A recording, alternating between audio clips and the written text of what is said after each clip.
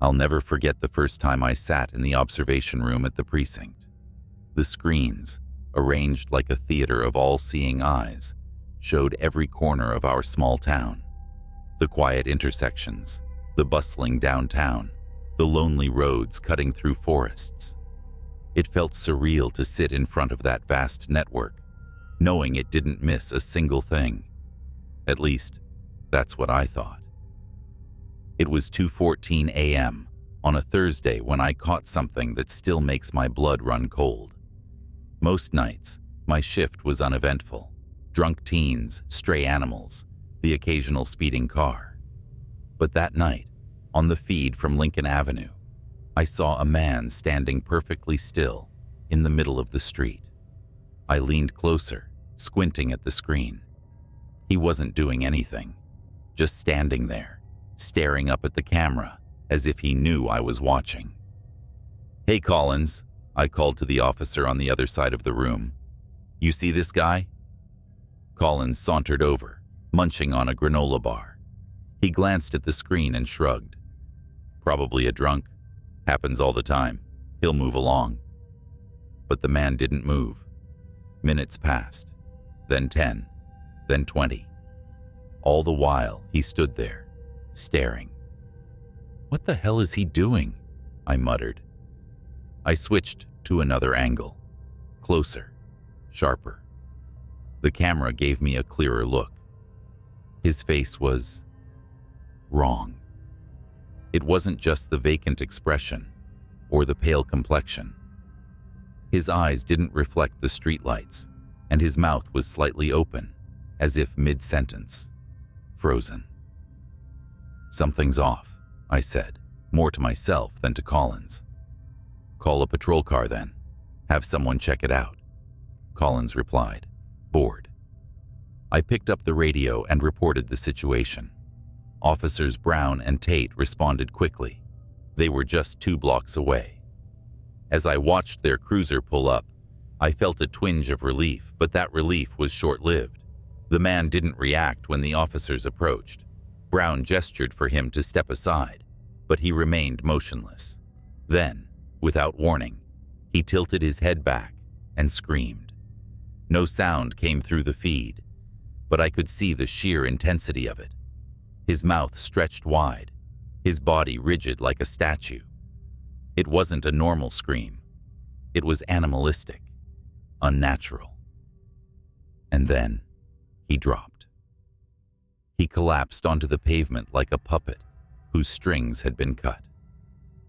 Brown and Tate froze, staring at his lifeless form. Before they could react, the streetlights above them began to flicker. And that's when I saw it. From the edge of the screen, something moved. It wasn't a person, and it wasn't an animal. It was a shadow, long and distorted, slithering across the pavement like liquid smoke. "Do you see that?" I whispered. Collins didn't answer. When I turned to look at him, his face was as pale as the man's on the screen. The shadow crept closer to the officers. Brown drew his weapon, shouting something I couldn't hear. Tate backed toward the cruiser, his hand on his radio. The shadow engulfed the body on the ground, swallowing it whole. Brown fired.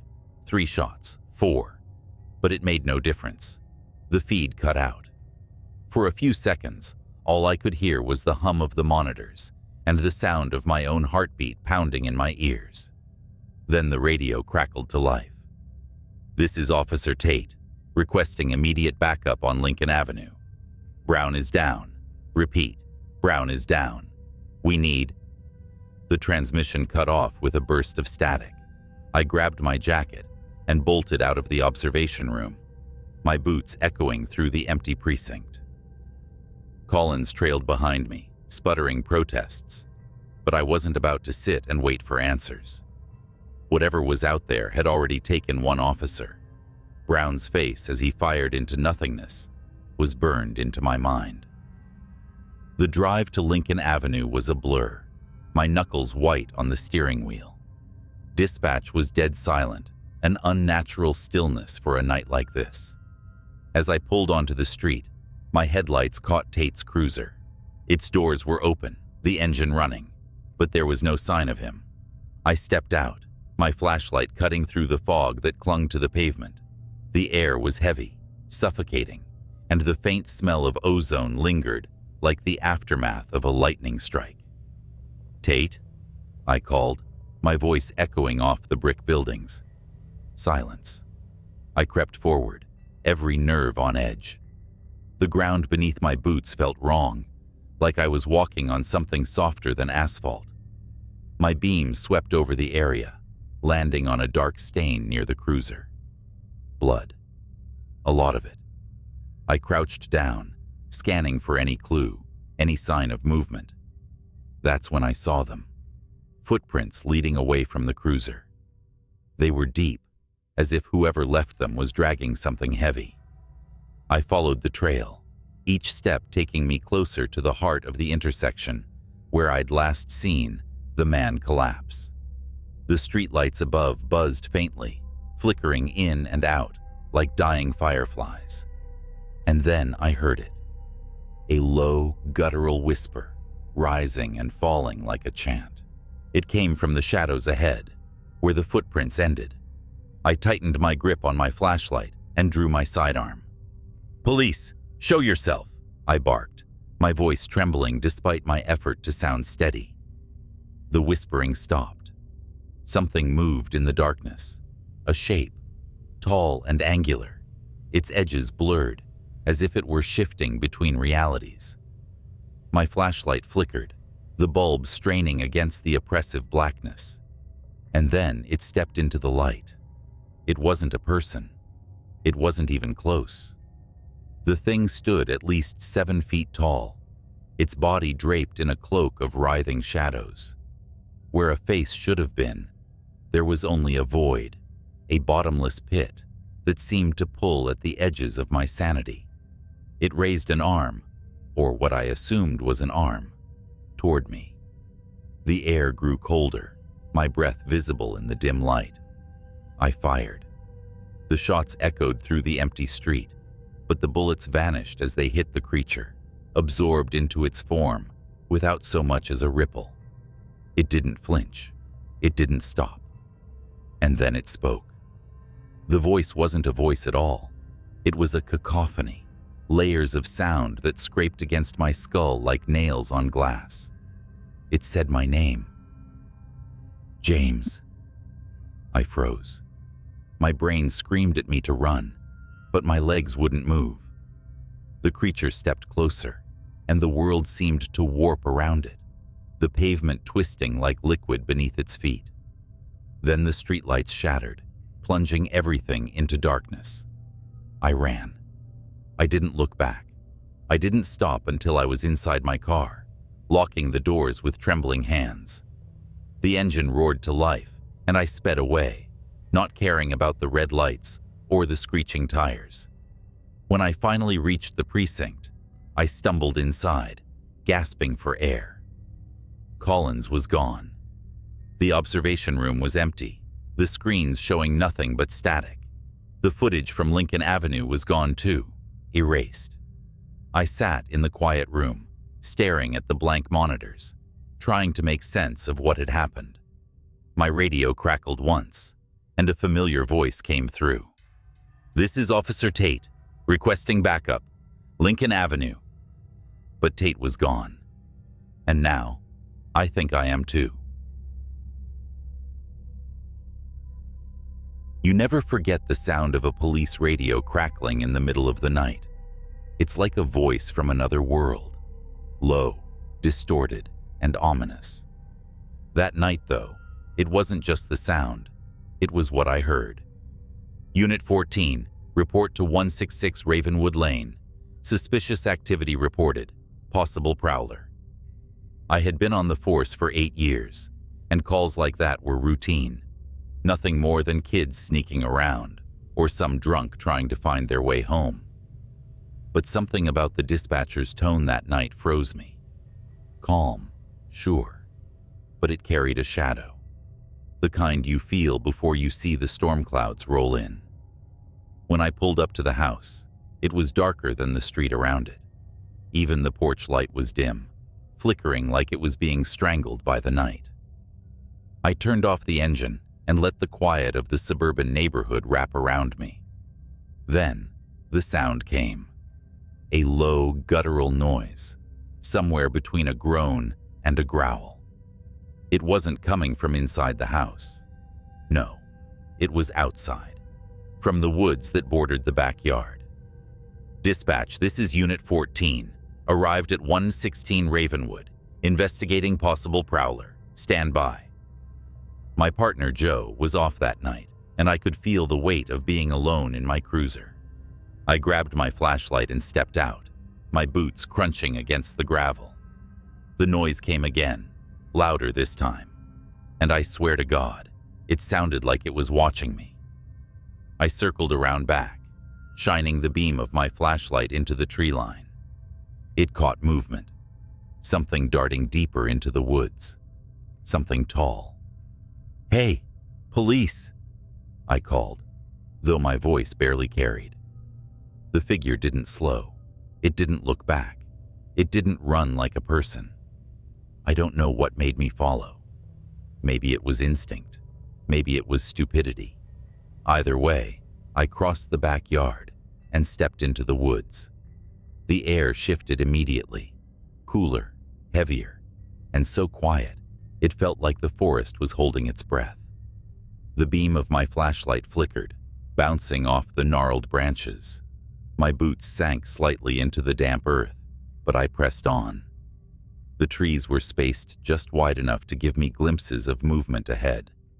Whatever it wasn't running. It was gliding, its long limbs moving too smoothly, too deliberately. Dispatch, Unit 14, pursuing a suspect into the woods behind 116 Ravenwood, requesting backup.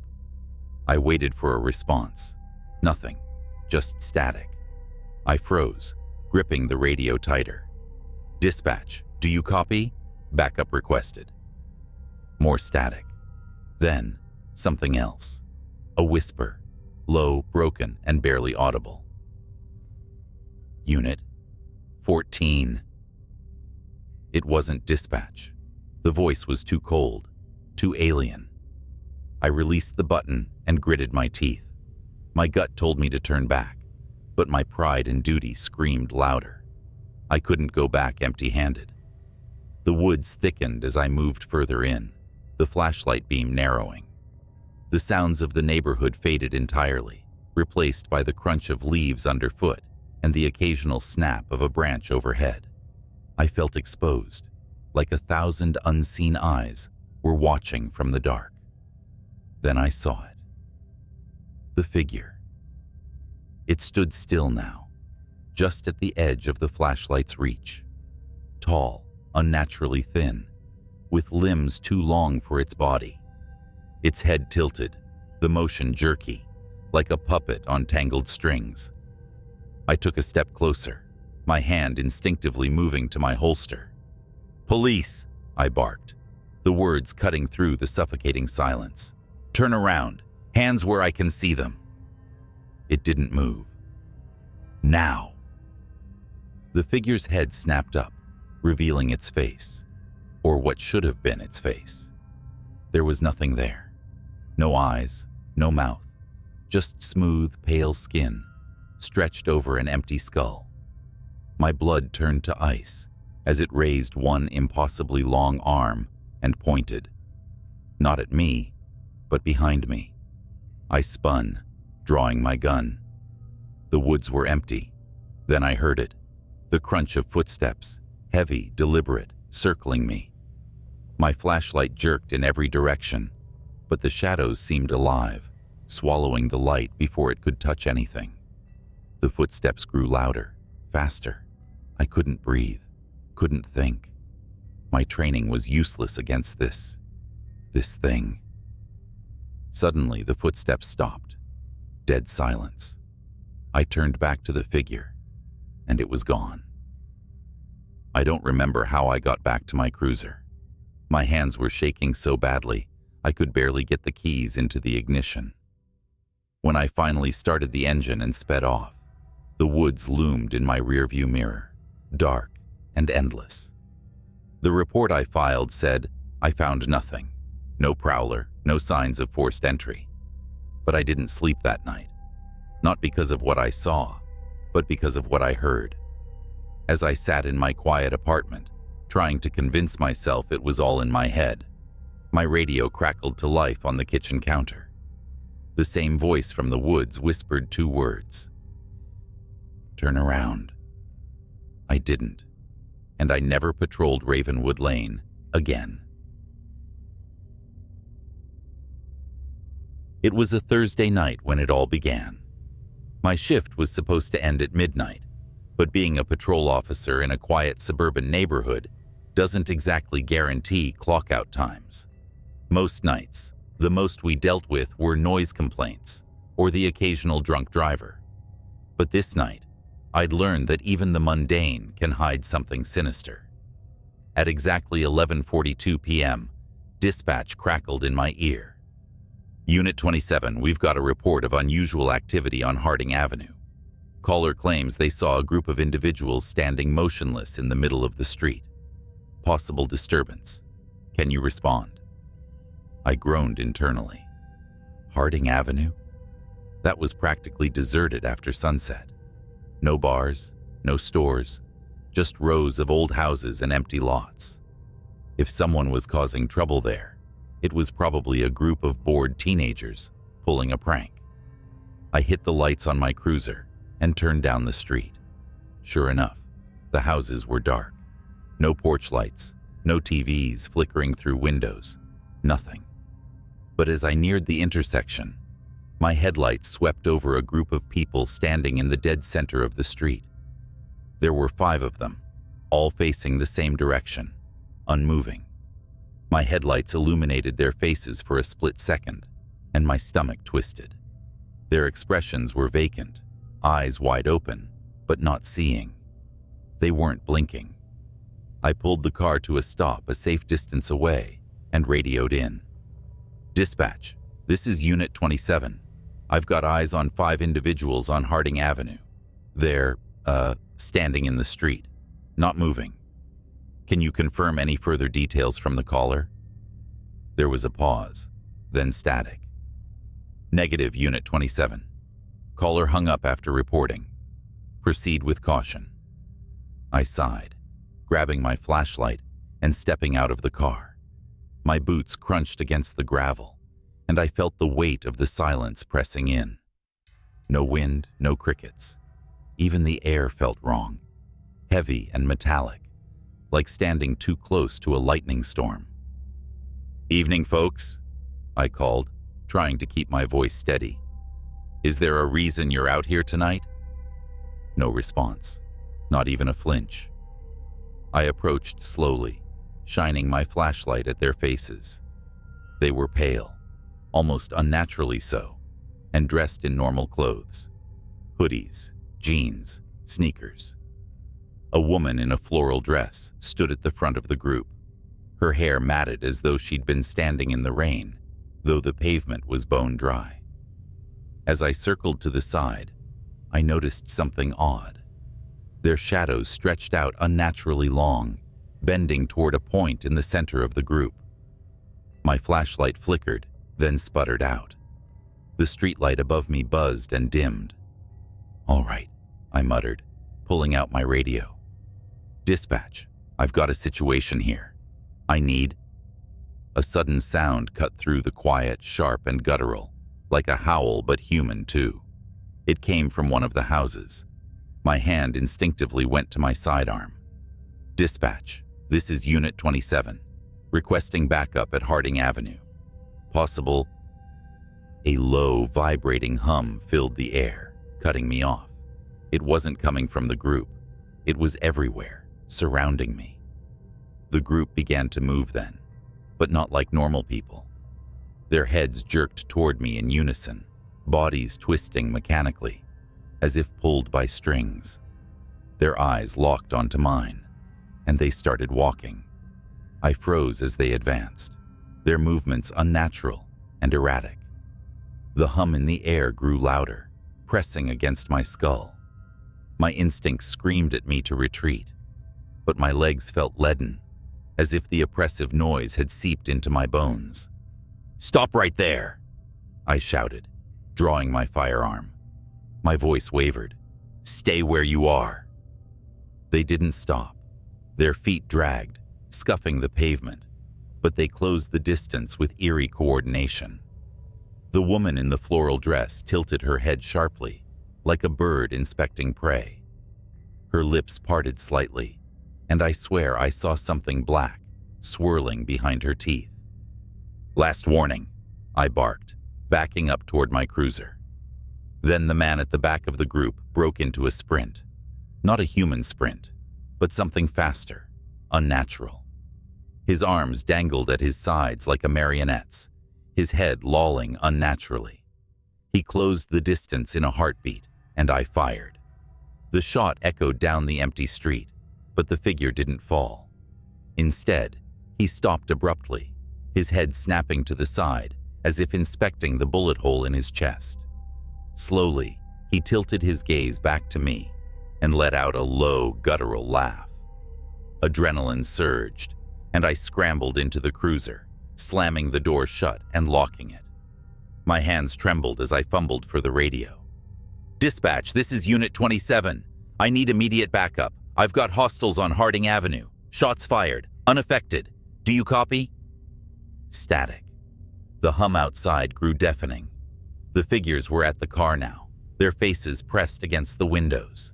Their breath fogged the glass, but their eyes, empty, milky white, bored into me. One of them, a young man with a gaping hole where his throat should have been, reached for the door handle.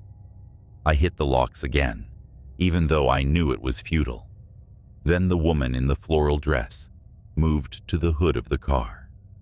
She placed a hand on the windshield, and the glass began to warp beneath her touch, rippling as though it were water. I slammed the gear into reverse, flooring it. The car screeched as it peeled backward, throwing the figures off balance. I whipped the wheel around, narrowly avoiding a telephone pole, and sped toward the main road. In the rearview mirror, the figures were standing in the same formation, completely still again, watching. I made it back to the station, my heart still racing. My shift supervisor, Sergeant Moore, was at his desk, sipping stale coffee. I stumbled in, my uniform drenched in sweat. "Harding Avenue," I panted. "There's something out there. We need backup. A SWAT team. Something." Moore raised an eyebrow. "Slow down. What happened?" I tried to explain, but the words felt tangled. The figures, the hum, the way they moved. My voice cracked as I described the shot that didn't stop them. Moore's expression darkened, and he waved me into his office. "Wait here," he said. He returned with a dusty file folder. It was stamped with a bold red classified and had the emblem of the Department of Homeland Security on the cover. "You're not the first to report something like this," he said grimly. "But trust me, you don't want to dig any deeper." "What the hell are they?" I asked, my voice barely a whisper. Moore hesitated, then leaned in. "We don't know, but they've been seen before. Small towns, deserted roads, always the same pattern. People who encounter them either vanish, or they're never the same again." My blood ran cold. "And the hum?" Moore's face turned grave. "No one survives long enough to explain it. That was the last shift I ever worked on patrol. I transferred out of town the following week, but I still can't shake the memory of their eyes, or the hum. It follows me in my dreams, a low, vibrating drone that crescendos into screams. I don't know what's happening on Harding Avenue now, and I don't want to know. If you see them, if you hear the hum, don't stop. Don't investigate. Just run." It started with a buzzing fluorescent light overhead, one of those that flicker in just the wrong rhythm to dig under your skin. I was midway through another night shift at the 24-hour gas station just off Route 17. You know the kind, reeking of old coffee, shelves lined with stale chips, and the perpetual hum of the ice cream freezer. That night, a fog rolled in thicker than I'd ever seen, swallowing up the world outside. The highway was nothing but black asphalt disappearing into a wall of gray. I hated working these shifts alone, but we'd just lost our only other night clerk. Guess it was my turn to hold down the fort until corporate hired someone new. It wasn't long before the first weird thing happened. Around 1:30 a.m., I heard it. A faint tapping, like fingernails drumming against glass. It came from the front window. At first, I thought it was just some bug drawn to the neon open sign, but the sound was deliberate, methodical. Tap, tap, tap. I glanced up from the register, squinting through the fog-drenched pane. For a second, I thought I saw a shadow move. Hello? My voice cracked, embarrassing me even in my solitude. No answer. Steeling myself, I stepped out from behind the counter and moved closer to the glass. My breath fogged up the pane as I leaned in, searching for movement. Then, from the corner of my eye, I saw it. A hand. Pale, long fingers, almost skeletal, reached up and pressed against the outside of the glass. My heart leapt into my throat. I stumbled back, knocking over a rack of potato chips. The hand was gone. I fumbled for the phone, but of course, the damn landline had been out for days. Cell service out here? Forget it. Swallowing the lump in my throat, I convinced myself it was a prank. Some drunk weirdo messing around. But deep down, I knew better. I sat back behind the counter, trying to focus on restocking cigarettes and lottery tickets. For a while, it was quiet again, save for the buzz of that stupid light. Then the power flickered, plunging the store into a brief, suffocating darkness. When the light snapped back on, something wasn't right. One of the aisles, the one with the cheap candy, had been knocked over. Candy bars scattered across the floor. No way had that been like that before. I grabbed the flashlight we kept under the counter and stepped into the aisle. My palms were slick with sweat. "Is someone here?" I called out. My voice echoed against the empty shelves. No answer. Then, the freezer door slammed shut behind me. I whipped around, flashlight trembling in my hand. The freezer doors gleamed under the flickering light, their surfaces coated with condensation. Slowly, I moved toward them, each step feeling heavier than the last. The air seemed colder than it should have been, like the chill from the freezers had leaked into the entire store. My breath puffed out in short, nervous clouds. And then I saw it. One of the glass doors had fogged over, and written in the condensation, in long, jagged letters, were the words, "Look behind you." I froze. Every hair on my body stood on end. My throat felt tight, like something invisible was wrapping around it. I didn't want to turn. Every cell in my body screamed, "Don't turn around." But I did. The flashlight beam swept over the empty aisles, shaking as I scanned for anything out of place. There was nothing, just shelves of junk food and energy drinks. The fogged-up window near the entrance. The door I swore I had locked earlier, now standing slightly ajar. A tendril of fog, curling in like a lazy, creeping snake. And then, movement. At the edge of the beam, something darted between the shelves. Not walking, crawling. I backed up toward the counter, flashlight shaking. "Who's there?" I shouted, my voice cracking. It appeared then, just for a second, peeking out from the corner of the pet food aisle. A face. But it wasn't a face. No eyes, no mouth. Just smooth, pale skin stretched unnaturally tight over bone. The thing leaned out farther, its head cocking to one side like it was studying me. Then it scuttled out of sight, faster than anything human should move. I didn't think, I just ran. I sprinted toward the front door, slamming into the glass, fumbling with the lock. My fingers felt clumsy, the cold making them numb. Behind me, I heard it again, the tapping. But this time, it was everywhere. From the freezer doors, the windows, even the ceiling. Tap, tap, tap. The door finally gave way, and I stumbled out into the fog. The cold air hit me like a slap, but I didn't stop running. The gas pumps were barely visible through the haze, their lights dim and flickering. That's when I heard the voice. "Where are you going?"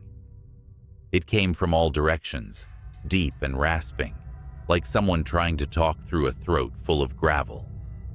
I turned, flashlight beams slicing through the fog, and saw them. Dozens of them.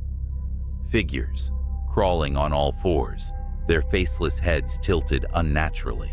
Their pale bodies seemed to shimmer half solid, like they were caught between this world and another. They were closing in, surrounding me. I did the only thing I could think of. I ran for my car.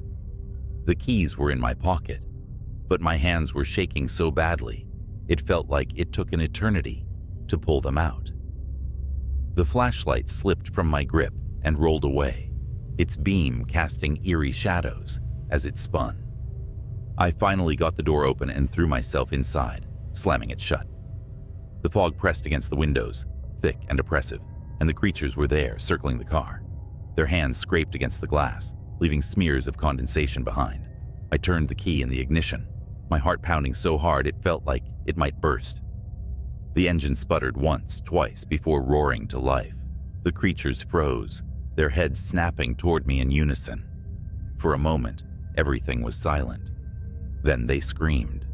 It was a sound unlike anything I'd ever heard, high-pitched, guttural, like 1,000 voices crying out in agony. They lunged at the car, their hands slamming against the windows, their bodies writhing and twisting in impossible ways. I floored it. The tires squealed as I shot forward, the creatures scattering in the headlights. I didn't stop.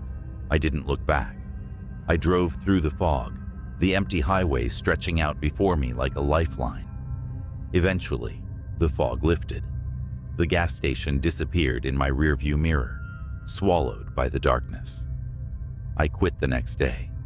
I still don't know what I saw that night. I don't want to know.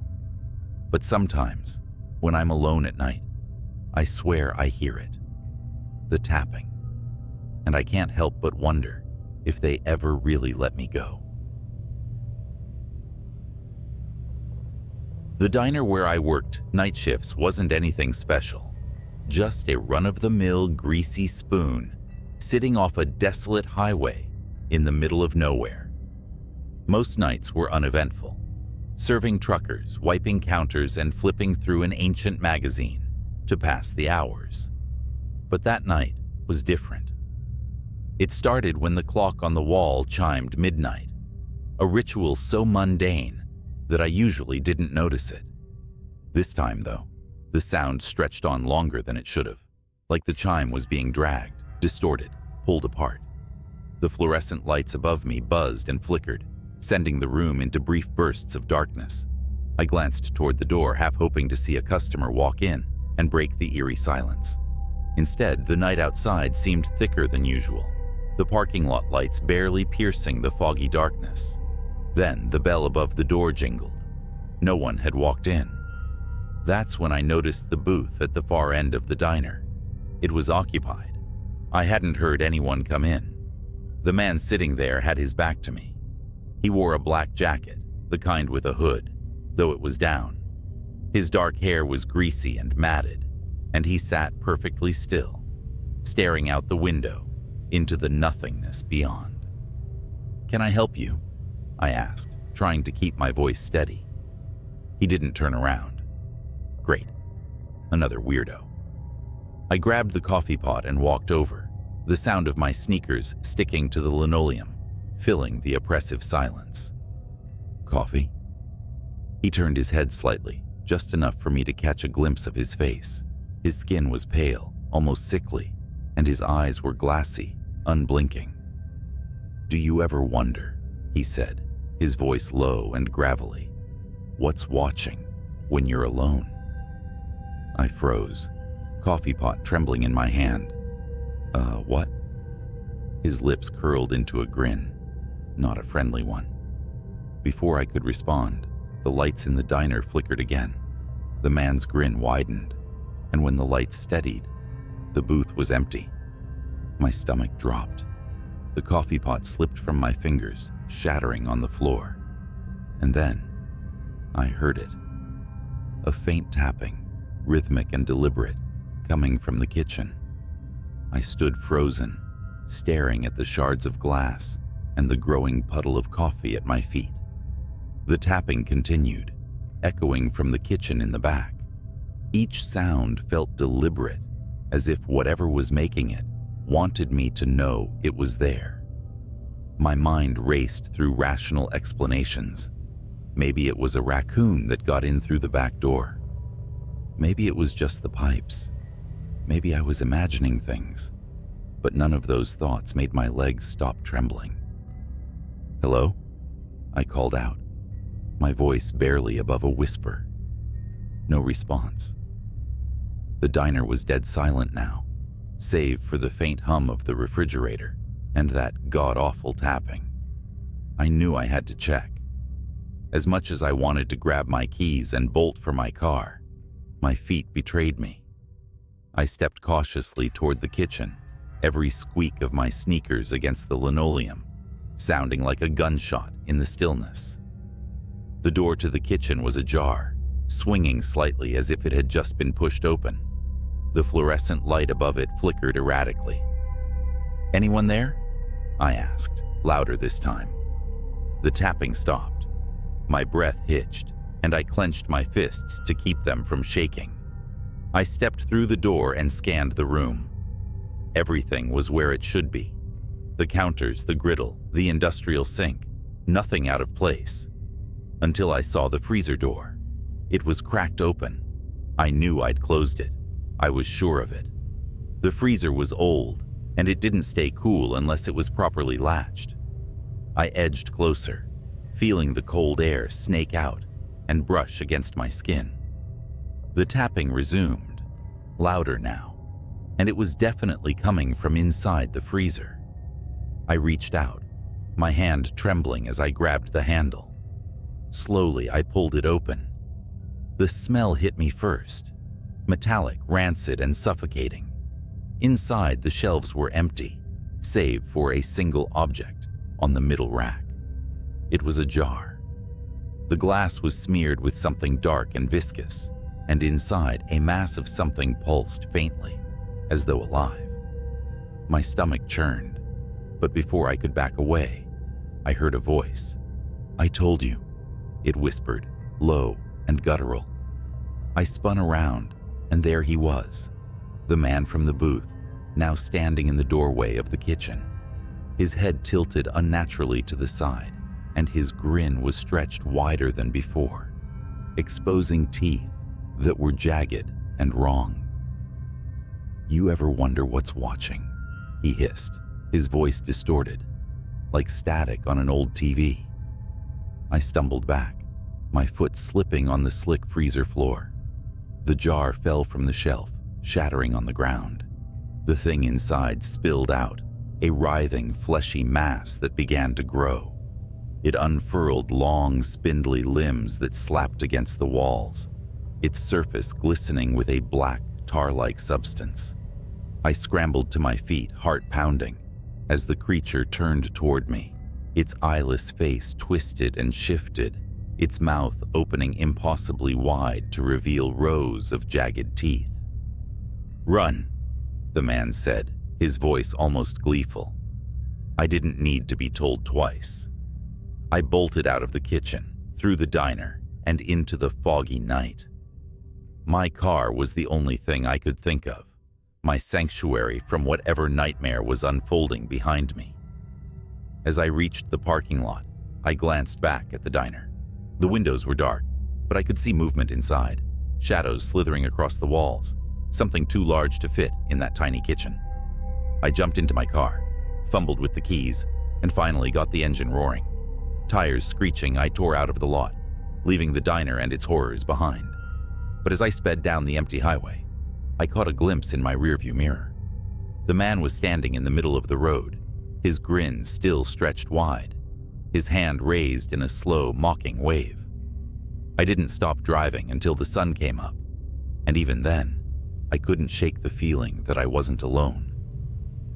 I quit the diner the next day, but some nights, when the world is too quiet, I swear I can still hear the tapping. It started like any other night shift. The fluorescent lights in the back room of the gas station flickered with their usual irritating hum. I'd taken this job for the quiet.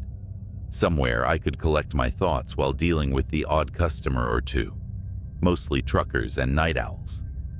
I'd been working there for 6 months without incident. That night, though, was different. It was the dead of winter, and a brutal windstorm had turned the streets into a graveyard of fallen branches and trash. I leaned against the counter, scrolling aimlessly on my phone, when the door chimed. A man walked in.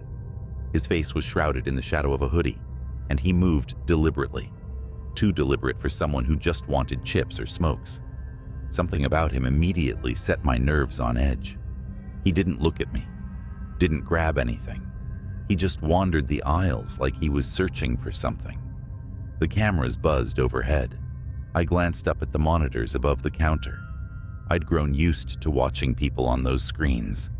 Most were harmless, predictable. But as I scanned the feeds, my stomach turned. There was a glitch in the camera. A second figure flickered into view behind the man. Tall, thin, its limbs too long for its body. Its head tilted unnaturally as it watched him. I blinked hard, thinking it was a software issue. But when I looked back up, the figure was gone. The man finally approached the counter, dropping a pack of gum and a small black notebook onto the surface. I rang him up, barely able to meet his eyes. "You working alone tonight?" he asked. It was a simple question, but the way he said it made my skin crawl. His voice was low, grating, like the sound of gravel under tires. "Yeah," I replied, regretting it instantly. He grinned, revealing teeth that were uneven and stained. He paid in cash, shoved the change into his pocket, and left without another word. But as the door swung shut, I noticed something he'd left behind. The notebook. It was small and weathered, its cover marked with a symbol I didn't recognize. My gut told me to leave it alone, but curiosity got the better of me. I flipped it open. The pages were filled with numbers, rows and rows of handwritten code that made no sense to me. Then at the bottom of one page, I saw something that made my breath hitch. "Do not stay until 3:17 a.m. I glanced at the clock. It was 2:48. For the next 29 minutes, I tried to shake it off as some kind of prank. But as the hour approached, strange things began to happen. The lights flickered, longer than usual. The cameras in the corner started to glitch again, showing static interspersed with brief, distorted images of the store. And then there were the noises, soft, guttural whispers that seemed to come from nowhere and everywhere at once. At 3:16, the power went out completely. The store plunged into darkness, save for the faint blinking glow of the exit sign. And then the door chimed again. The chime echoed unnaturally in the silent store. My stomach knotted as the air around me turned cold, like I'd stepped into a meat locker. I fumbled for my phone, using its flashlight to scan the darkness. The aisles stretched out like corridors to nowhere, and the shadows seemed to writhe at the edges of the beam. "Hello?" My voice sounded small, trembling. No answer. The chime came again, The door hadn't opened. It was still shut, but the sound repeated over and over, like someone was walking in and out, or something was toying with me. Then a sound from the back room, a dragging noise, heavy and wet, like a sack of meat being pulled across the floor. My body froze, my breathing shallow. The noise stopped, replaced by a faint clicking sound, like fingernails tapping glass. I slowly aimed my flashlight toward the office door. It creaked open, just a crack, revealing only darkness within. "Who's there?"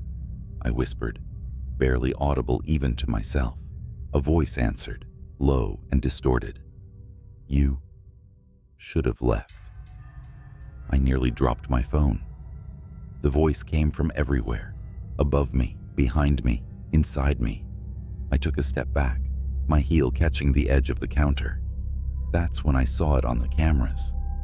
The monitors, somehow still active despite the power outage, showed the store from every angle, and in every feed, it was there. The thing I'd seen earlier, flickering like a broken signal. It stood impossibly tall, its head brushing the ceiling. Its body was grotesquely elongated, with limbs that bent in ways no humans should. Its face was nothing but a void, darker than the surrounding shadows. It moved slowly down the aisle, its steps silent but deliberate, coming straight toward me. I spun around, shining my light. Nothing was there. Yet on the cameras, it was only feet away. My fight or flight instincts kicked in, and I bolted for the back door. The dragging sound started again, louder now, as if it were right behind me. I reached the door and shoved it open, stumbling into the freezing night air. The parking lot was empty, the wind howling through the trees. I didn't stop running until I reached my car. Fumbling with the keys, I started the engine and peeled out of the lot. The rear-view mirror taunted me. I couldn't bring myself to look at it, terrified of what I might see.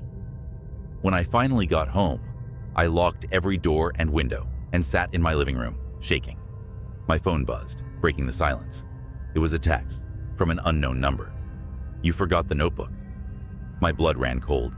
I didn't respond, didn't sleep, didn't even move for the rest of the night. When morning came, I called my manager and quit. I never went back to that gas station. Weeks later, I saw a news report. A night shift worker at the same gas station had gone missing. The police found the store in disarray, the back room smeared with streaks of something unidentifiable. They never found the worker, or any evidence of who or what had been there. I've kept the story to myself all these years, but every now and then, when I'm alone at night, I hear it again. That chime. And I know it hasn't forgotten me. The evening air was thick with the smell of wet hay and the faint metallic tang of old tools. The wind carried a strange, almost melodic whistling sound that seemed to rise and fall, as if it was alive and moving just beyond the edge of the cornfield. That's where I was, alone on my grandfather's farm for the weekend. He'd left a list of chores, but I was mostly there to keep an eye on the livestock. Easy enough.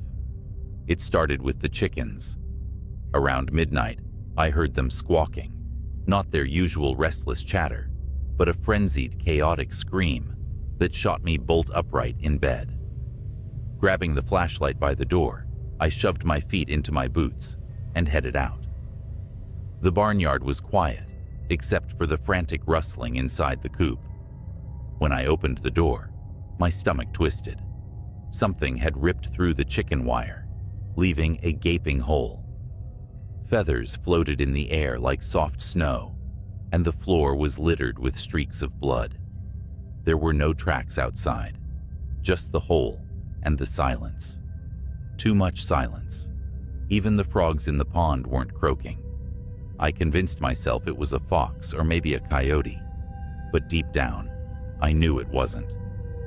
By 2 a.m., the rain started, a steady, cold drizzle. I was lying in bed, staring at the wooden beams above me, when the faint sound of movement reached my ears. It wasn't coming from the house, but from somewhere outside. It was a low, dragging sound, punctuated by wet thuds, as if something heavy was being pulled through the mud. I hesitated for too long before grabbing the shotgun from the rack. As I stepped outside, the rain soaked me instantly, plastering my shirt to my skin. The sound was louder now. It was coming from the silo. The old wooden structure loomed ahead, its weathered planks dark against the stormy sky. I told myself it was the wind, or maybe the rain, knocking loose a tarp. But as I approached, the dragging sound stopped. I swung the flashlight beam towards the base of the silo. That's when I saw it. A figure was hunched over the pile of spilled corn, its arms long and bony, the skin stretched tight over sharp joints. Its back was to me, but its movements were jerky and wrong, like a puppet with tangled strings. I froze, the beam of light shaking as my hands trembled. Whatever it was, it turned its head slowly, unnaturally far, until its face was visible in profile. Its eyes were hollow, its mouth impossibly wide, filled with rows of teeth that looked more like shards of broken glass. It grinned, a thin, split-lipped smile that made my knees buckle. And then it stood. It was tall, too tall. It had to duck as it turned fully towards me. In its clawed hand, it held a chicken, what was left of one. It dropped the carcass, and the wet thud echoed in the silence. The thing started towards me, its movements fluid now, almost hypnotic. I ran. The mud sucked at my boots as I sprinted back to the house. I didn't dare look back, not even when I heard the wet slapping of its footsteps gaining on me. By the time I reached the door, I was screaming. I slammed it shut, bolting the lock and shoving the kitchen table against it for good measure. The footsteps stopped just outside. The porch creaked as it stepped up, and I could hear it sniffing, the sound wet and guttural. Then, nothing. I stayed up the rest of the night, the shotgun cradled in my arms, the flashlight trained on the door. It didn't return. Not that night. But the farm wasn't the same after that. Strange things kept happening. The cows refused to graze near the silo, and I found deep clawed marks gouged into the barn doors. And every night, without fail, that melodic whistling would drift through the air, growing louder as it approached the house. I left that farm the next morning, my chores undone. I never told my grandfather what happened. I didn't have to. When he called me weeks later, his voice was shaking. He said something was out there, something that didn't belong. He never saw it, but he heard the whistling. He sold the farm not long after that. Last I heard, the new owners abandoned it after their son disappeared. They said he was playing near the silo. I know better. I wish I could say that was the end of it, that I left the farm and the horrors stayed there, tied to the land like a bad dream. But things like that don't let go so easily. They follow you. They linger. A few months after I left, I moved to the city, hoping the crowded streets and constant hum of life would drown out the memories. It worked for a while. I even started sleeping better, the image of that grinning, hollow-eyed thing fading with time. Then, one night, I heard it again. I was walking home late, my breath fogging in the chilly air. The streets were empty, the kind of quiet that feels unnatural in a city. I'd just turned a corner when I heard it. The whistling, that same melodic tune, the one I had convinced myself was just the wind back on the farm. I stopped dead in my tracks, my pulse hammering in my ears. It was faint, almost playful, coming from somewhere up ahead. Slowly, I turned my head. The streetlights flickered, casting long, jittery shadows. For a moment, I saw nothing, just empty sidewalks and parked cars. Then, it stepped into the light.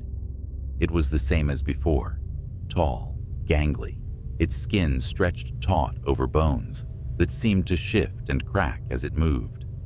Its eyes locked on mine, black and endless, and it smiled that impossible smile. But now, it was wearing something. A tattered flannel shirt and overalls, smeared with mud and blood, as if mocking the life I'd tried to leave behind. It tilted its head, studying me like a predator sizing up its prey. And then, it began to move. Not running, not lunging, but walking, slow and deliberate, each step a taunt. I did the only thing I could. I ran. The streets blurred as I sprinted, my lungs burning with each gasp of icy air. The whistling followed, growing louder, closer, no matter how fast I ran. I turned corner after corner, desperately searching for someone, anyone. But the city seemed empty, like the world had folded in on itself, leaving me alone with that thing. Finally, I spotted an old church, its heavy oak doors slightly ajar. I dove inside, slamming the door shut and sliding the iron bolt into place. The silence was deafening. For a moment, I thought I'd escaped. Then the whistling started again, just outside the door. It circled the building, the sound rising and falling as it moved, always just out of sight. I backed away, clutching a heavy candlestick I'd grabbed from the altar. My eyes darted to the stained glass windows, searching for any sign of movement. That's when I noticed the shadow. It stretched across the floor, long and spindly, growing larger as it moved closer to the window. Slowly, its face came into view, distorted by the colored glass, but unmistakable. It pressed a hand, if you could call it that, against the window, the claws clicking softly against the pane. And then, it smiled. I don't know what happened next. Maybe I screamed. Maybe I passed out. All I know is that when I woke up, the church was empty, the doors still bolted, and the whistling was gone. But it left something behind. On the floor, in the faint light filtering through the stained glass, was a single feather, blood-stained and torn, just like the ones from the coop on the farm. I moved again after that, farther this time. Different city, different state, but no matter where I go, I hear it sometimes. Late at night, when the world is quiet and the shadows grow long, that faint, mocking tune, carried on a wind that doesn't belong. I don't know what it wants or why it chose me, but I know this: it's still out there, somewhere, and it's still watching. So, if you're ever out in the countryside and you hear whistling, don't follow it. Don't look for the source. Just run and pray it isn't looking for you. It started with a bet. I was bored, drunk, and feeling invincible when I said I'd spend the night out at Widow's Creek Farm. For years, it had been the town's favorite spooky story, the abandoned farmhouse, where people swore they heard voices, saw shadows moving in the windows. Local legend said the owner, Mr. Eldridge, vanished one night, and no one had been able to buy or sell the property since. Something about the land made people uneasy, but I didn't believe in all that. Armed with a flashlight, a folding chair, and a thermos of coffee, I set out to prove everyone wrong. By the time I got to the farm, the moon was low and hazy, casting just enough light to turn the barn and house into black, jagged silhouettes against the night sky. I parked the truck at the edge of the property and made my way to the porch. The wood groaned beneath my weight, the sound echoing in the absolute stillness. Inside, the house smelled like wet rot. My flashlight beam swept over faded wallpaper and furniture covered in sheets. But what struck me was the silence. No crickets, no wind, just nothing. Easy, I muttered to myself, setting up my chair in the front room where I had a clear view of the kitchen and stairs. Just a night alone in an old house. The first few hours passed without incident. I tried to stream music, but the signal was dead. That's when I heard it. A faint thud upstairs. My flashlight shot toward the staircase, catching nothing but empty steps. It's just the house settling, I told myself, though my pulse was already quickening. And then, the lantern flickered to life. It was sitting on the kitchen table, a rusty oil lantern I hadn't noticed before. A weak yellow flame danced inside, casting moving shadows on the walls. I froze. There was no one here. No one could have lit it. "Who's there?" I called out, my voice cracking. The lantern flame sputtered as if in response, then settled into a steady glow. I stepped closer, my boots dragging against the warped floorboards. The lantern's glass was clean, the wick trimmed. Someone had been here recently. I turned in a circle, shining my light into every corner of the room, but saw nothing. Then I heard the footsteps. They were coming from above me, slow, deliberate steps crossing from one end of the house to the other. My flashlight darted to the ceiling as the sound moved toward the top of the staircase. "Hello?" My voice was barely above a whisper now. The footsteps stopped. The lantern, sitting on the table just a moment before, was suddenly at the foot of the stairs. Its flame flared brightly, and for a second, I thought I saw something behind it. A shadowy figure, long and thin, its head cocked to one side as if studying me. I ran.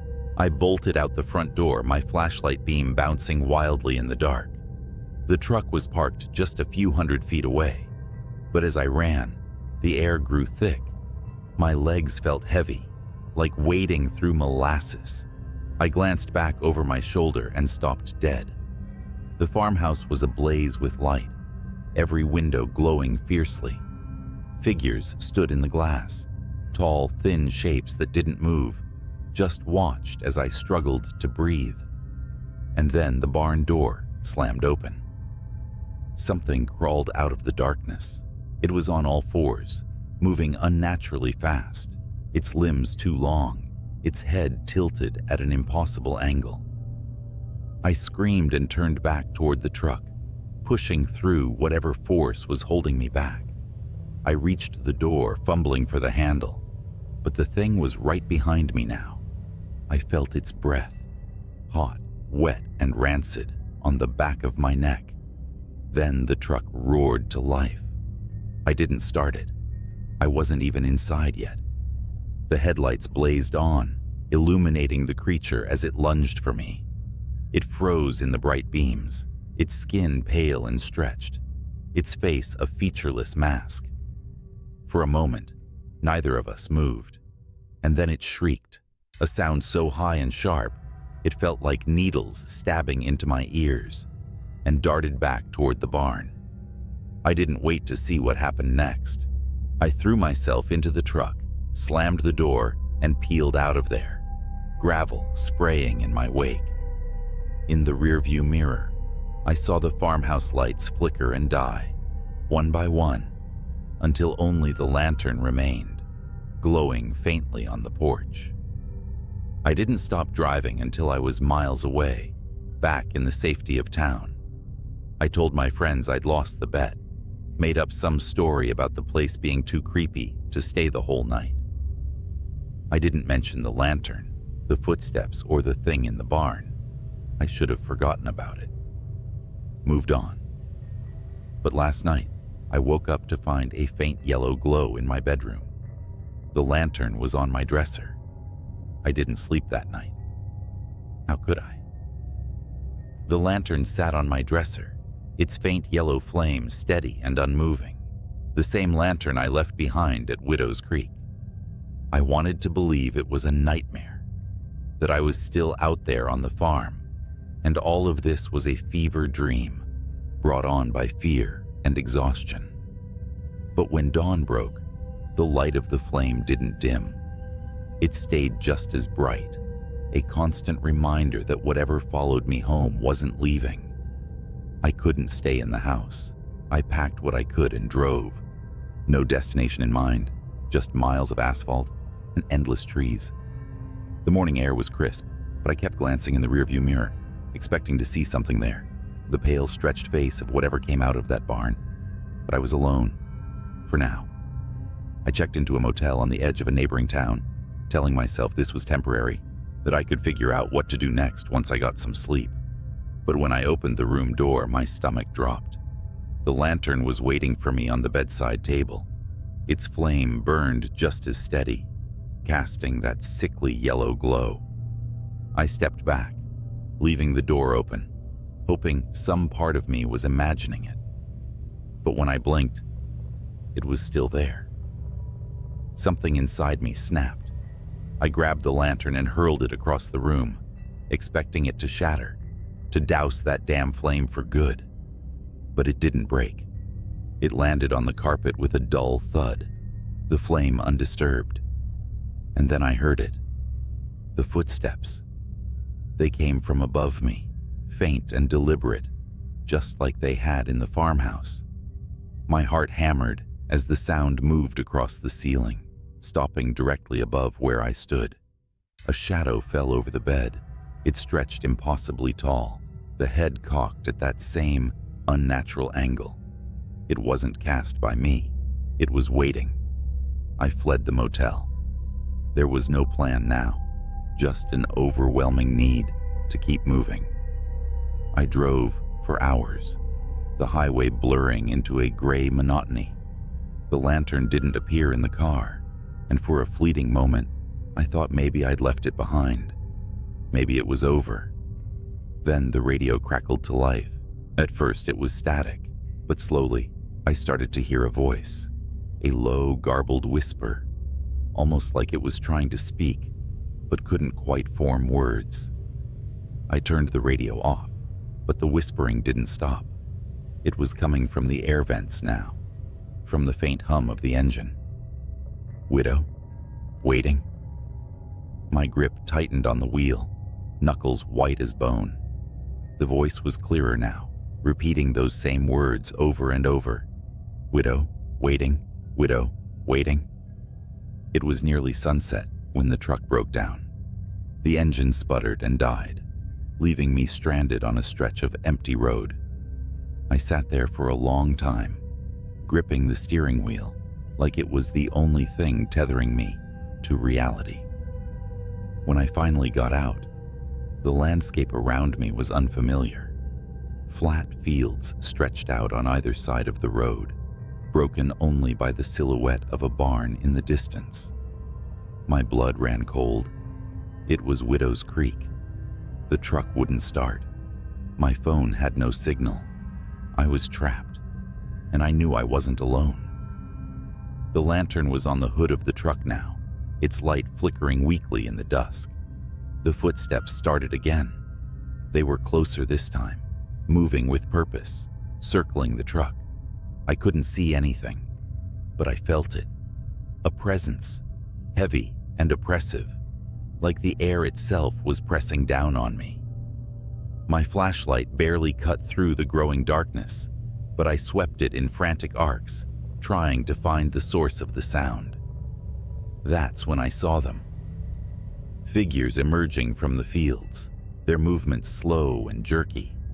They were tall and thin, their bodies stretched unnaturally, their faces blank slates of pale skin. Dozens of them all converging on the truck. I grabbed the lantern off the hood without thinking, clutching it like it might somehow protect me. The figures stopped, their heads tilting in unison toward the light. The flame flared brighter, and for a moment, they hesitated. "Leave!" I screamed, holding the lantern high. The figures shrank back, their forms dissolving into the shadows. But the moment didn't last. The flame sputtered, growing dimmer, and they began to move again. Faster this time, closing the distance with unnatural speed. I don't remember how I made it back to the farmhouse, only that I did. The lantern led me, its glow flickering through the dark, guiding me past the barn and into the house. The door slammed shut behind me, and I locked it, though I knew it wouldn't keep them out. The figures were at the windows now, their faces pressed against the glass. The lantern sat on the table where I'd first found it, its flame burning weakly. And then it spoke. "Burn it," the voice whispered, faint and hollow. "End it." I didn't hesitate. I grabbed the lantern and smashed it against the floor. The oil spilled out, catching fire immediately. The flames spread fast, consuming the room, the walls, everything. The figures at the windows screamed, their cries high and inhuman, and then they were gone. I ran. The farmhouse burned behind me, a towering inferno that lit up the night. By the time I reached the edge of the property, the house had collapsed in on itself, the flames dying down to embers. I don't know what I unleashed that night, or if I stopped it. The lantern was gone, but its light still haunts me. Sometimes when the nights are quiet and the air is still, I catch a faint yellow glow out of the corner of my eye, and I wonder if it's waiting for me to come back. The night started like any other, quiet, uneventful, with a slight chill in the air as the moon hung high over the sprawling farmland. I'd agreed to watch over my friend's farm while he and his wife took a rare weekend off. The place was massive, bordered by dense woods on one side and endless cornfields on the other.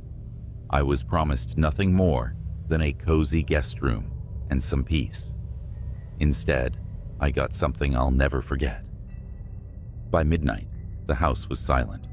The livestock, a handful of cows and a stubborn old mule, were already settled in the barn. I'd finished my last round through the property, locked the doors, and double-checked the generator, since the area was notorious for power outages. All seemed fine. I was halfway into a second beer, flipping channels on an old TV in the living room, when I heard it.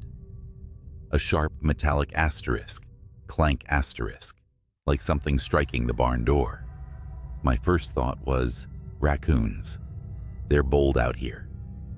I grabbed a flashlight and headed outside. The yard stretched out into shadows, the barn standing 100 yards from the house, just beyond the motion-activated light's reach. As I stepped closer, the light snapped on. My stomach dropped. The barn door was wide open, swaying slightly in the breeze. Raccoons don't do that, I muttered to myself. The beam from my flashlight cut through the dark as I stepped inside. The barn smelled of hay and earth, familiar but strangely oppressive that night. The cows were agitated, shifting nervously in their pens, their eyes reflecting the light with unnatural brightness. The mule, usually indifferent to everything, let out a low, uneasy bray from the back corner. "Hello?" I called out, though I wasn't sure why. Maybe I hoped whoever, or whatever, was there would just leave if they heard me. No response. Just the sound of animals shifting and the faint creak of the barn's wooden beams. Then I saw them. Footprints in the dirt floor. Bare, human-like prints. But they were wrong. The toes were too long, almost clawed, and the stride was unnatural, too far apart, like whoever made them was crawling or bounding rather than walking. I followed the tracks to the far corner of the barn, where the mule stood trembling, its ears pinned back. Beyond it was the old ladder that led up to the hayloft. The prints stopped there, but the mule's reaction told me whatever it was hadn't just disappeared. I didn't want to go up there. Every instinct screamed to leave, to lock the barn, and pretend I hadn't seen anything. But I couldn't shake the feeling that if I ignored it, whatever was lurking up there wouldn't stay contained. I climbed the ladder slowly, the wooden rungs creaking under my weight. My flashlight swept across the hayloft. It was empty at first glance, just piles of straw and old tools gathering dust. Then I noticed something odd. In the far corner, where the moonlight filtered through the slats, the hay was matted down, like something had been lying there, and next to it, scratch marks, long, deep grooves in the wood, as if made by claws. That's when I heard it, a faint clicking sound coming from above me. I froze, my breath catching in my throat.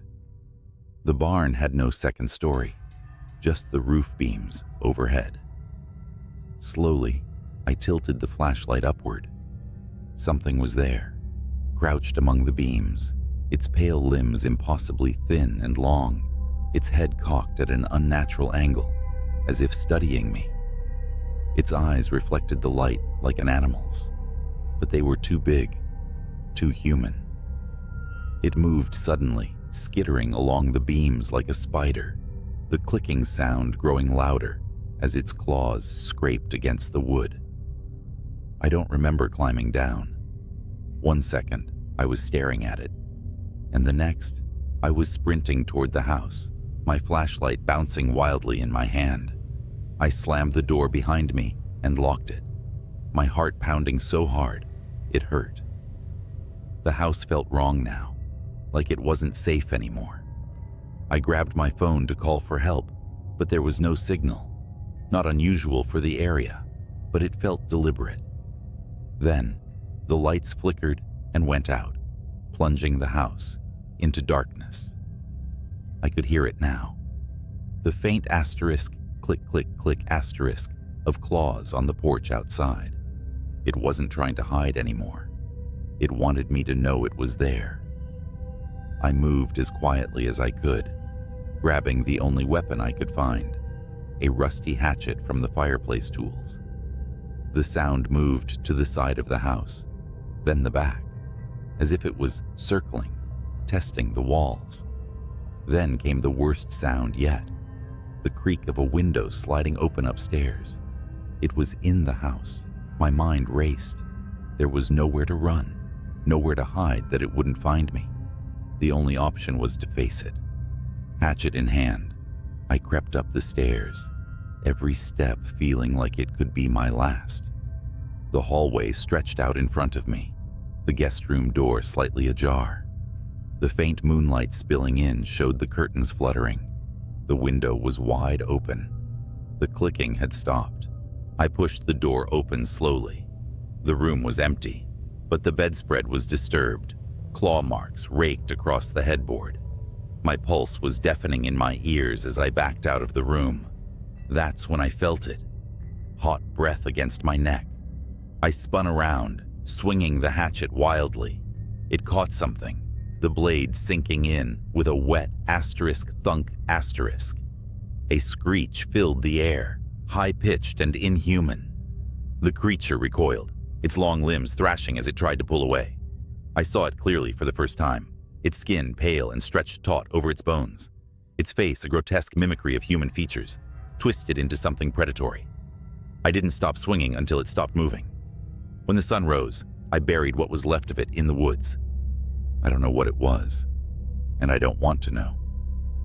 My friend's farm looks peaceful in the daylight, but I'll never stay there again. Some things aren't meant to be explained, and some places aren't meant to be guarded alone. A week after that night, I got a call from my friend. He thanked me for watching the farm and casually asked if I noticed anything strange while I was there. I hesitated, unsure of what to say. How could I explain what happened without sounding insane? Instead of answering directly, I asked why he'd asked. His tone shifted, less casual, more guarded. Well, he began. We've been having issues for a while. Strange sounds in the barn, missing animals. Thought maybe it was coyotes or feral dogs. But the footprints we've found don't match anything we know. The neighbors have seen things near the woods.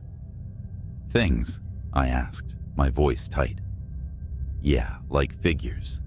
Too tall, too thin, running on all fours. One of the neighbors swears it looked right at him. They won't come near the property now. He laughed nervously. Honestly, I figured it was just their imagination, until we started losing livestock. I gripped the phone tighter, my pulse quickening. Why didn't you tell me this before I stayed there?" There was a long pause. "I didn't want to scare you off. Besides, we figured it was just animals. Nothing that'd bother a person, you know?" I didn't respond. My thoughts were spiraling back to that night, to the thing in the barn, its impossible limbs, the way it moved, how it felt too smart, too aware. "Hey," he added, "we're putting the place up for sale. The wife and I decided it's not worth the stress. Whoever buys it can deal with whatever's out there." That was the last time I heard from him. The farm sold within a month, and I heard the new owners moved in without issue. For a while, I thought that was the end of it. I tried to convince myself that whatever I'd faced that night was gone, that maybe I'd killed it. But deep down, I knew better. About 3 months later, I was back in the city, starting to feel normal again. Then one evening, as I was locking up my apartment for the night, I heard it. A faint asterisk, click, click, click, asterisk, from somewhere in the hallway. My blood ran cold. I stood frozen, staring at the peephole in my door, expecting to see something staring back. But when I finally worked up the courage to look, the hallway was empty. The sound stopped. But now, every night when it's quiet, I listen for it. Sometimes I think I hear it, just at the edge of perception. A soft, rhythmic asterisk, click, click, click, asterisk, like claws on wood, like it's waiting for me. And I know one thing for sure: whatever it is, it doesn't stay on the farm. It started on a call like any other. A dispatch about a disturbance on Lincoln Avenue, a rundown stretch of road I've driven 1,000 times. Routine, I thought. But nothing about that night would be routine. I'm an officer, and my job is to answer calls, no matter how bizarre they might sound. The caller reported screams, frantic footsteps, and what they described as shadows chasing shadows. Dispatch didn't think it sounded credible, but they sent me anyway. Pulling onto Lincoln Avenue at 3 a.m., I slowed to a crawl. The street was empty, the kind of silence that presses on your ears until you swear you're hearing whispers. My patrol car's headlights cut through the night, bouncing off the cracked windows of old shops and boarded-up buildings. Then I saw her, a woman sprinting down the middle of the street. She was barefoot, wearing a torn dress, her face twisted in sheer terror. I rolled down my window to call out to her, but before I could, she stopped dead in her tracks, her neck snapping around like she'd heard something I couldn't. She screamed, and that's when I saw it. Something moving behind her. But there was nothing there. Not at first. I jumped out of the car, flashlight in hand, and yelled for her to stop. She ran toward me, sobbing, begging for help. Her words were a jumbled mess, but I caught bits and pieces. "It's coming. Invisible. It touched me."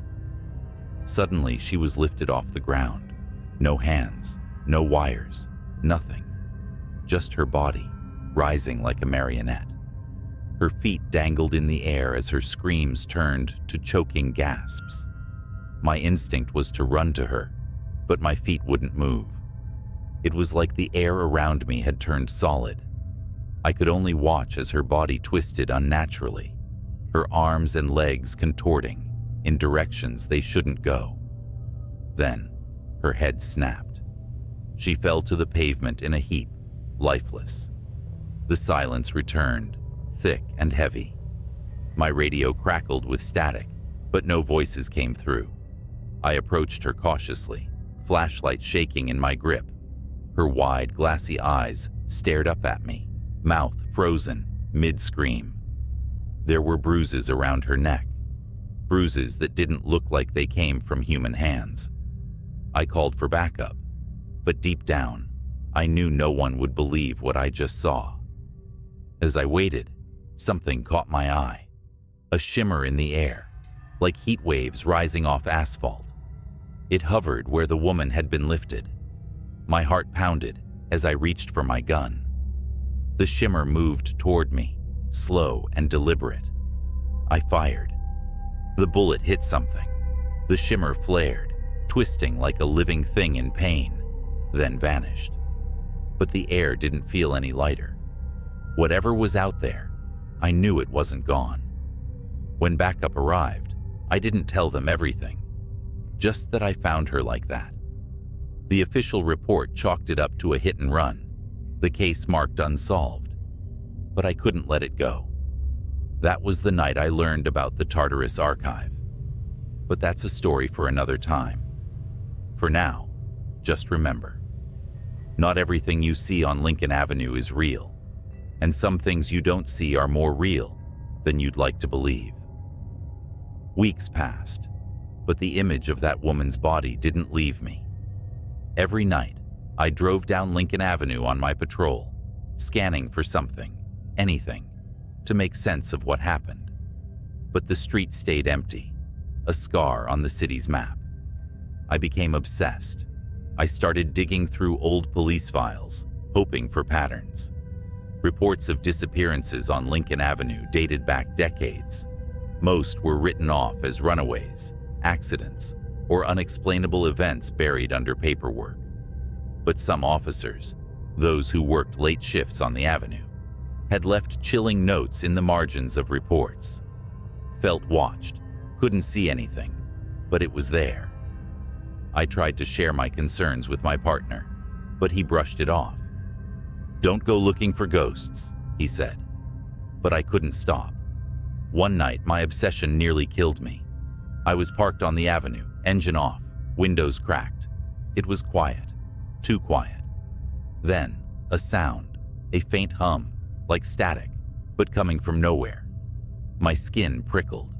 I stepped out of the car, flashlight in hand, and looked around. That's when I saw the shimmer again. It was closer this time, less subtle. The air seemed to bend around it, distorting the empty street like a funhouse mirror. My gut screamed at me to get back in the car, but something about it was magnetic. Against all reason, I stepped closer. The shimmer moved. It was fast, darting down the street like a predator circling its prey. My flashlight flickered, then died. My gun felt useless in my holster. And then, I heard the whisper, "You shouldn't be here." It wasn't a voice, not exactly. It was in my head, but louder than my thoughts. I stumbled back, the whisper growing into a deafening roar. Shapes began to form in the shimmer, elongated limbs, hollow eyes, twisted mouths that didn't belong on any living creature. They flickered in and out of existence, like they couldn't fully cross into our reality. I ran. Back in the car, I threw it into drive and sped off. My radio crackled, voices cutting in and out.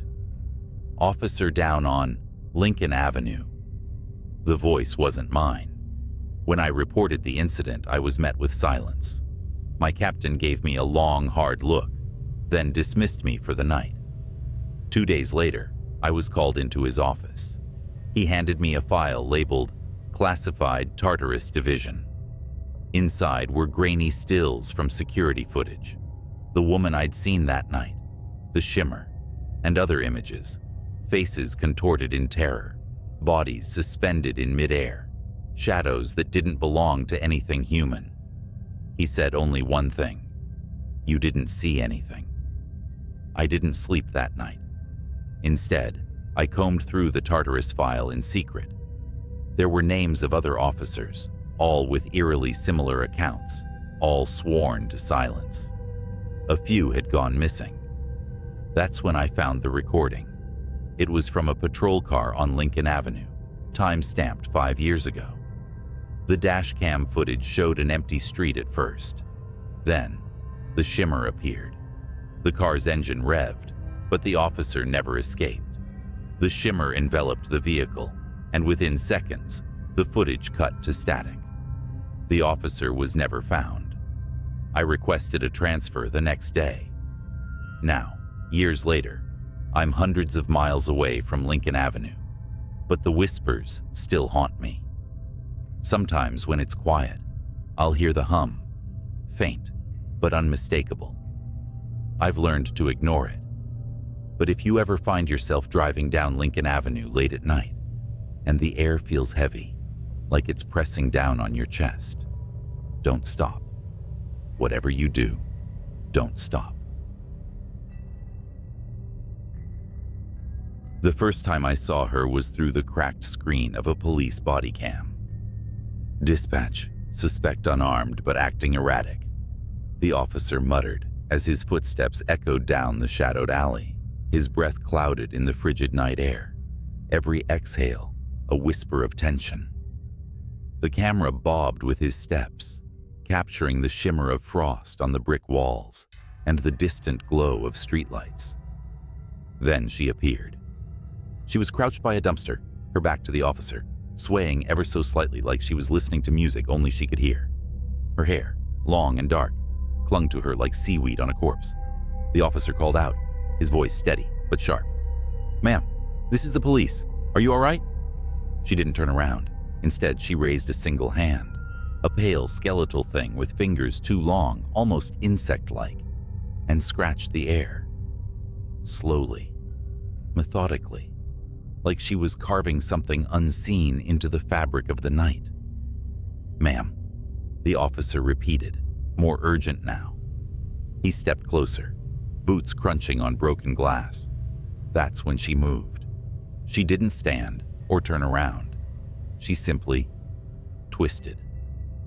Her neck rotated far beyond what should have been possible, vertebrae cracking like dry twigs, until her face was staring back at the camera. Her eyes were enormous, hollow pits, swallowing the weak beam of the officer's flashlight. And her mouth, God, her mouth, stretched into a grin that could split a human skull. The body cam glitched. For a moment, the screen was static, the audio a shrill, grating scream. When the feed returned, the alley was empty. The woman was gone. "Officer Monroe, what's your status?" Dispatch buzzed, but Monroe wasn't responding. His body cam showed nothing but the open alley now, the flashlight beam trembling as it panned across damp brick walls. Then, with a wet, guttural crunch, the camera fell sideways. The last thing it captured before going dark was a streak of blood pooling into the frost. I shouldn't have seen that footage, but I did.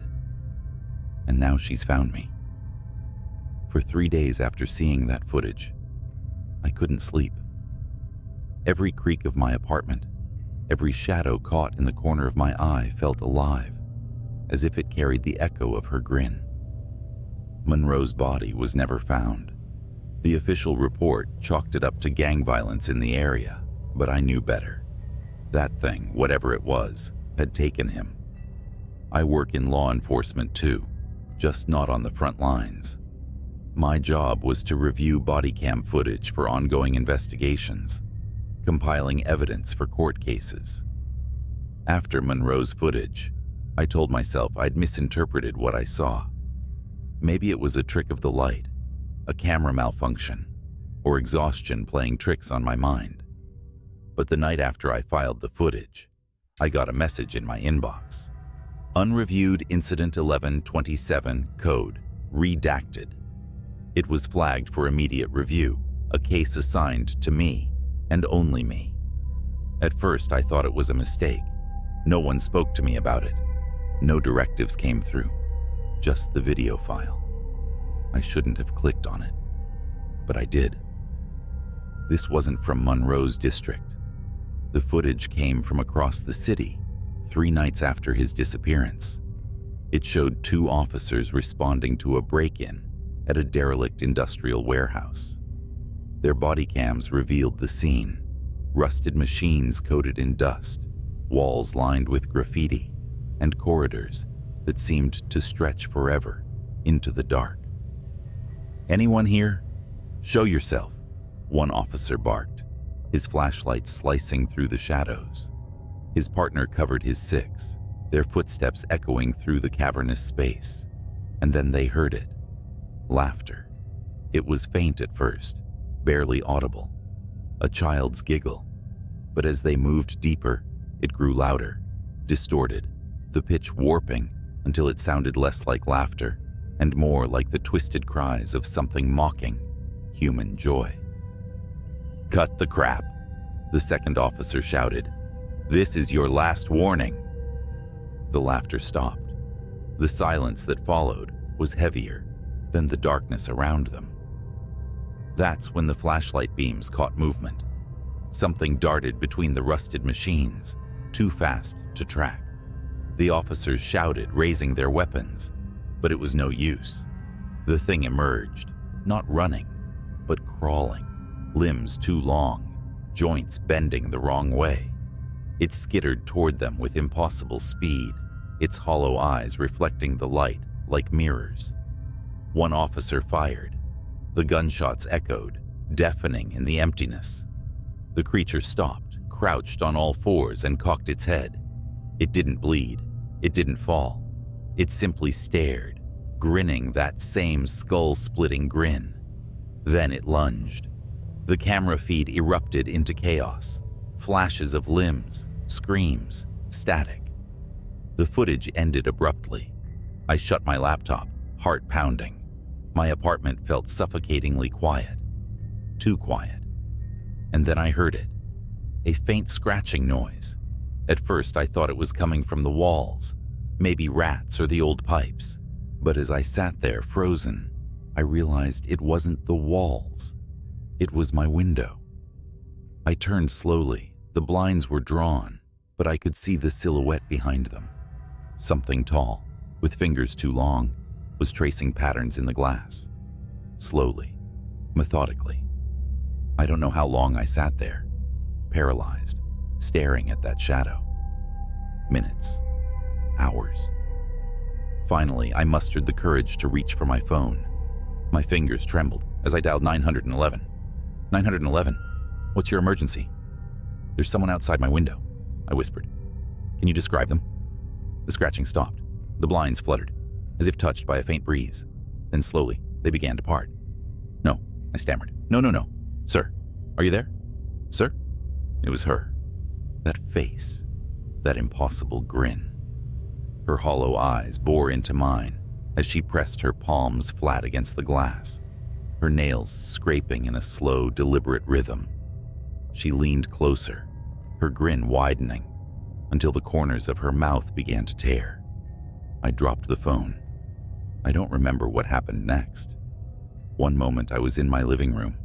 The next I was sprinting down the fire escape, barefoot and half-dressed, into the freezing night.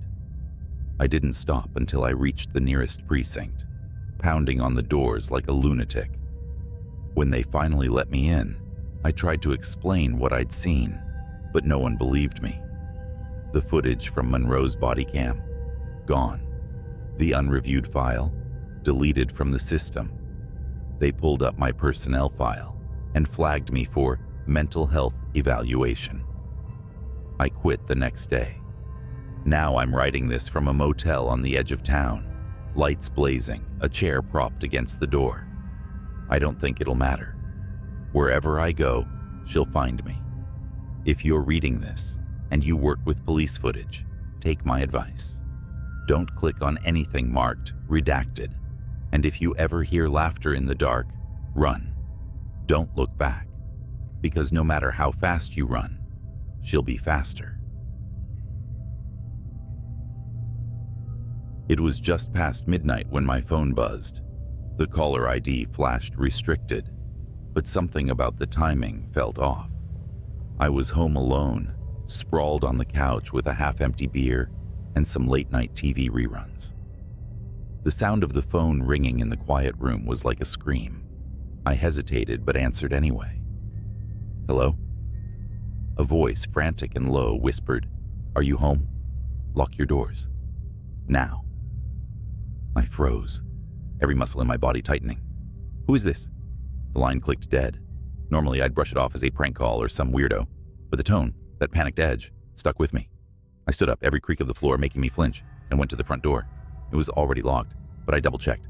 Windows, secure, back door, latched tight, satisfied.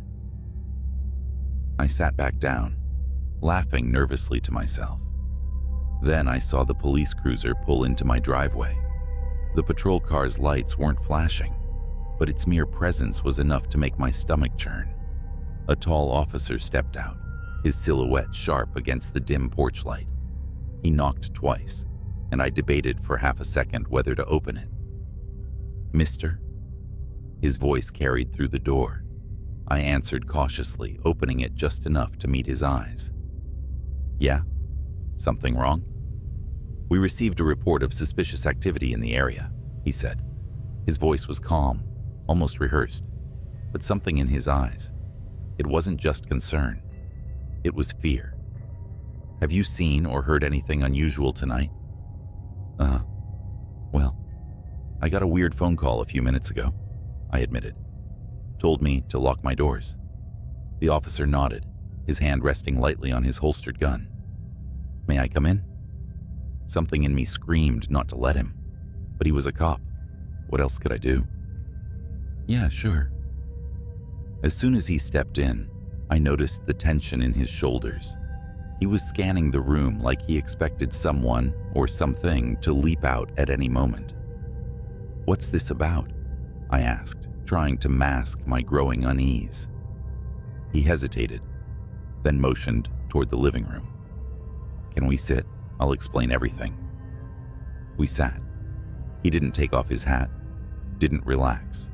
Instead, he leaned forward, resting his elbows on his knees, and lowered his voice. "There's been an incident nearby. I need to ask, have you noticed anything strange in the past week? People following you? Strange vehicles parked outside?" My heart skipped a beat. "No, nothing like that. What kind of incident are we talking about?" He glanced toward the window, then back at me. "A break-in. But it's more complicated than that. The suspect might still be in the area." I felt the weight of his words settle like a lead blanket. Before I could press for details, the police radio clipped to his shoulder crackled to life. "Unit 47, report. Suspect confirmed near Elm and 3rd. Proceed with caution. All units advised." The officer shot up, his hand immediately gripping his gun. "Stay here," he ordered. "Lock the door behind me. Don't answer for anyone but the police." And just like that, he was gone, the red and blue glow of his cruiser fading down the street. I locked the door as he instructed, but the silence that followed was unbearable. That's when I noticed something. The basement door. It was slightly ajar.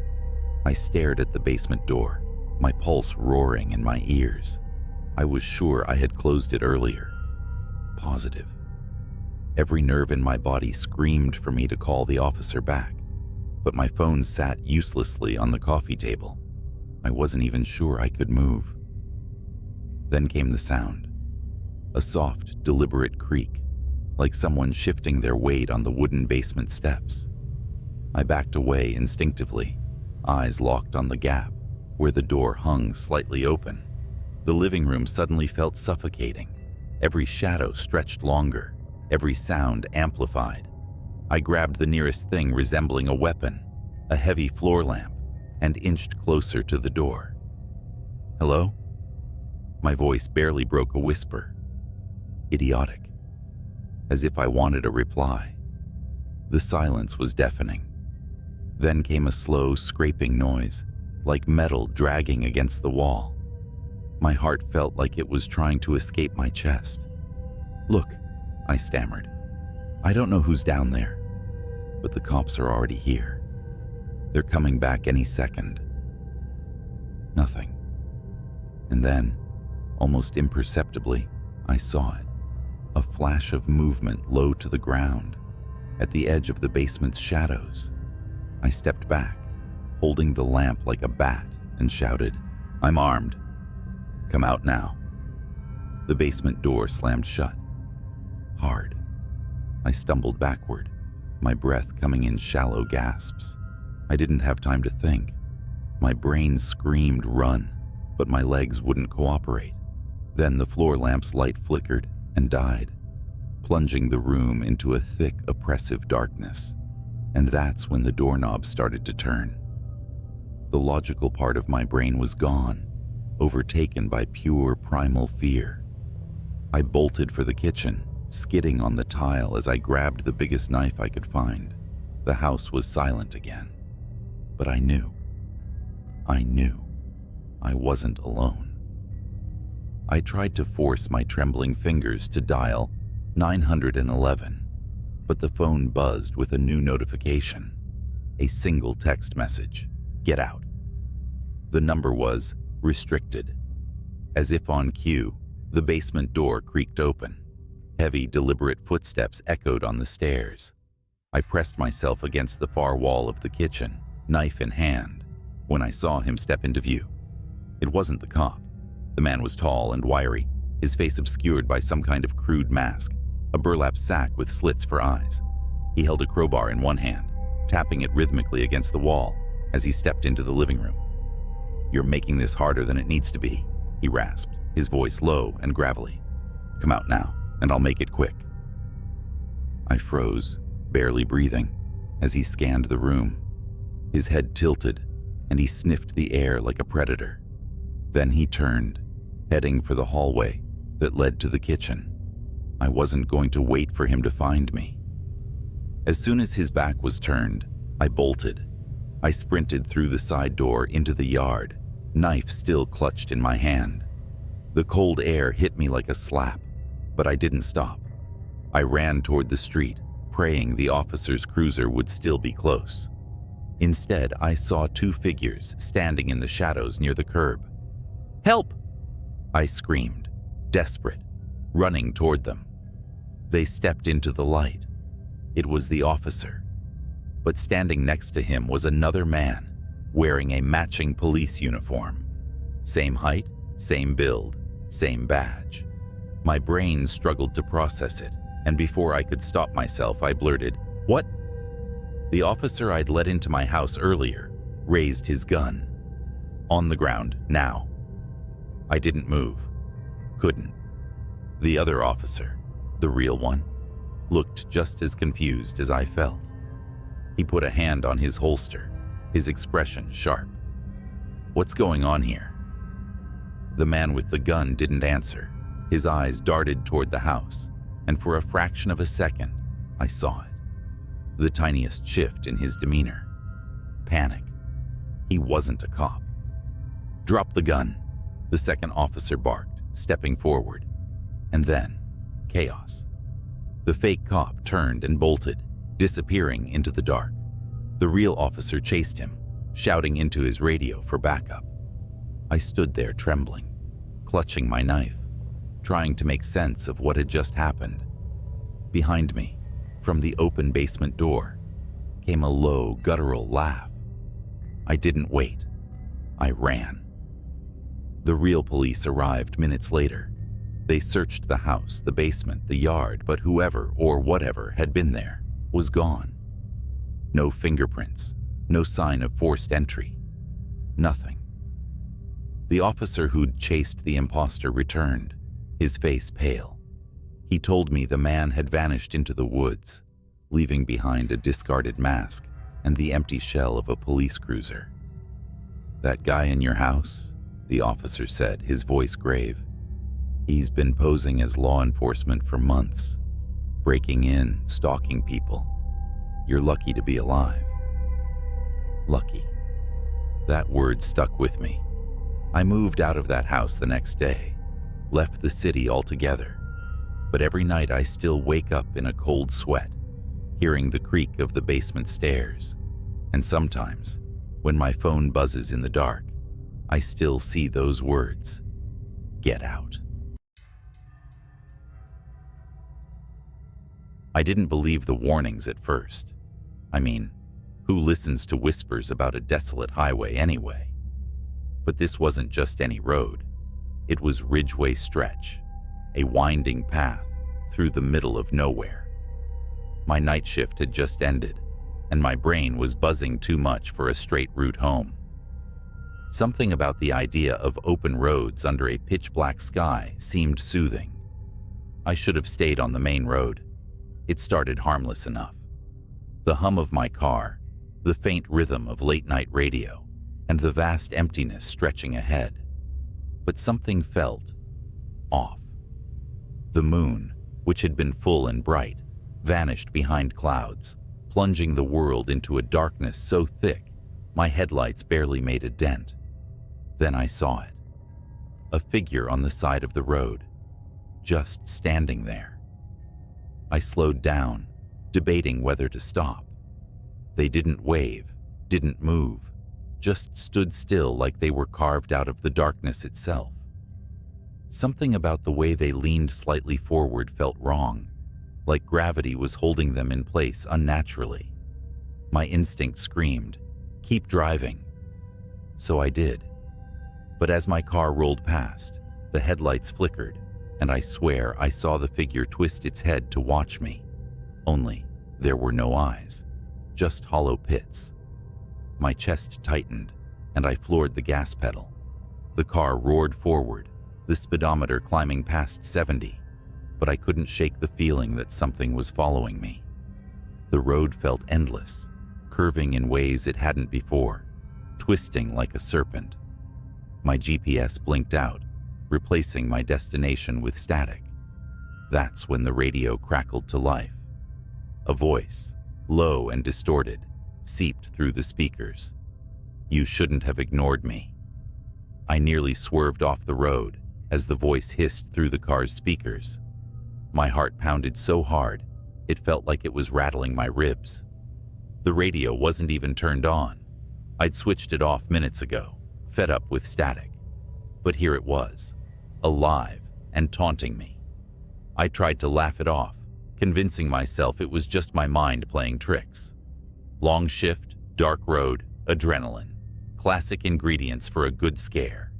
That's all it was. At least, that's what I told myself until my headlights caught movement up ahead. Something darted across the road, low and fast, like an animal. I slammed the brakes hard, skidding to a stop. The silence afterward was deafening. My car idled in the middle of the stretch, headlights illuminating nothing but empty asphalt and the distant shimmer of mist. Then came the sound, a soft, rhythmic tapping. It wasn't coming from outside, it was coming from above. I froze, staring at the roof of the car. The tapping grew louder, sharper, like nails scratching at metal. My breath hitched as I glanced at the rearview mirror. The interior was pitch black, but for a moment, I thought I saw movement behind me. A subtle shift of a shadow that shouldn't have been there. Gripping the wheel tighter, I slammed the car into gear and sped off. The tapping stopped instantly, but the relief didn't last. My phone buzzed on the passenger seat. It was a text from a number I didn't recognize. Look in the mirror. I didn't want to. God help me, I didn't want to. But my eyes betrayed me, flickering up to the rear view. The shadow was back, but now it had form. A figure hunched low, its head almost brushing the roof. I couldn't make out its face, but I could feel it staring at me, the weight of its presence pressing down on my chest. "No," I whispered, shaking my head, as if denying it could make it disappear. My foot pressed harder on the gas. The engine whined, the car shuddering as it hit 90, then 100. The road narrowed, trees closing in like a tunnel, their branches clawing at the sides of my car. The figure didn't move. It just sat there, its presence growing heavier with each passing second. Then, in a voice that sounded like rusted metal scraping glass, it whispered, "You can't outrun it." I screamed, swerving wildly. The car clipped something, a signpost or maybe a guardrail, and spun out. Time slowed as the world flipped. Metal groaned, glass shattered, and for a horrifying moment, I thought I was going to die. But I didn't. When the car finally stopped rolling, I was upside down, hanging by the seatbelt. Blood dripped from a gash on my forehead, my breaths shallow and rapid. The silence was suffocating. I fumbled with the buckle, crashing down onto the cracked windshield. Every muscle in my body screamed as I crawled out of the wreckage. The night was eerily calm. My car lay in a mangled heap, steam hissing from the engine. The road was gone. I wasn't on Ridgway Stretch anymore. I wasn't anywhere. Around me was an endless expanse of fog, shifting like it was alive. Then I heard it, the crunch of footsteps on gravel. Slow, deliberate, growing closer. I turned, my legs trembling, and saw the figure emerge from the mist. It was tall and impossibly thin, its limbs too long, its head cocked at an unnatural angle. "What do you want?" I screamed, backing away. It didn't answer. Instead, it reached out with a hand that wasn't a hand. It was more like a claw, made of shadows. And then, it spoke. "You left the road. Now you belong to me." I woke up in my bed, gasping for air, drenched in sweat. The clock read 7:06 a.m. The morning sun filtered through the blinds, warm and familiar. It was just a nightmare, a terrible, vivid nightmare. But as I sat up, my body aching, I realized something was wrong. The clothes I was wearing were the same ones from the night before, torn and stained with blood. My car keys were still in my pocket, sticky with grime, and etched into the palm of my hand, as if burned there, were 3 words: "Don't come back." I haven't driven at night since, and if you're ever tempted to take Ridgway Stretch for a shortcut, let me save you the trouble. Whatever's out there, it doesn't like visitors. The highway was empty, except for my old sedan cutting through the cold, humid night. The yellow lines on the asphalt blurred as I sped up, my fingers tightening on the steering wheel. Every so often, my headlights would catch the silhouette of a road sign or an old skeletal tree, their shadows stretching and shrinking across the cracked pavement. I shouldn't have taken that detour. It started as a routine trip home. Work had bled into the late hours, and I'd left the office with nothing on my mind but getting back to bed. The regular route was closed, some roadwork or an accident. I didn't pay attention. My GPS offered an alternative, a back road that wound through what looked like endless farmland and forest. At first, the dark quiet was soothing, almost peaceful. But then I noticed something unsettling, a shape in the rearview mirror, a light, faint at first, blinking intermittently far behind me. I slowed down, expecting it to vanish like a trick of the eye, but it didn't. It grew stronger, steadier, a single glaring white orb bouncing over the road, speeding closer. At the next intersection, I turned off without hesitation, tires screeching against the asphalt. The road narrowed, trees crowding in on either side, and the light disappeared. I let out a shaky breath. Probably just another driver, I told myself. A farmer or a trucker, out late. That's when the radio crackled. It was off. I was sure of it.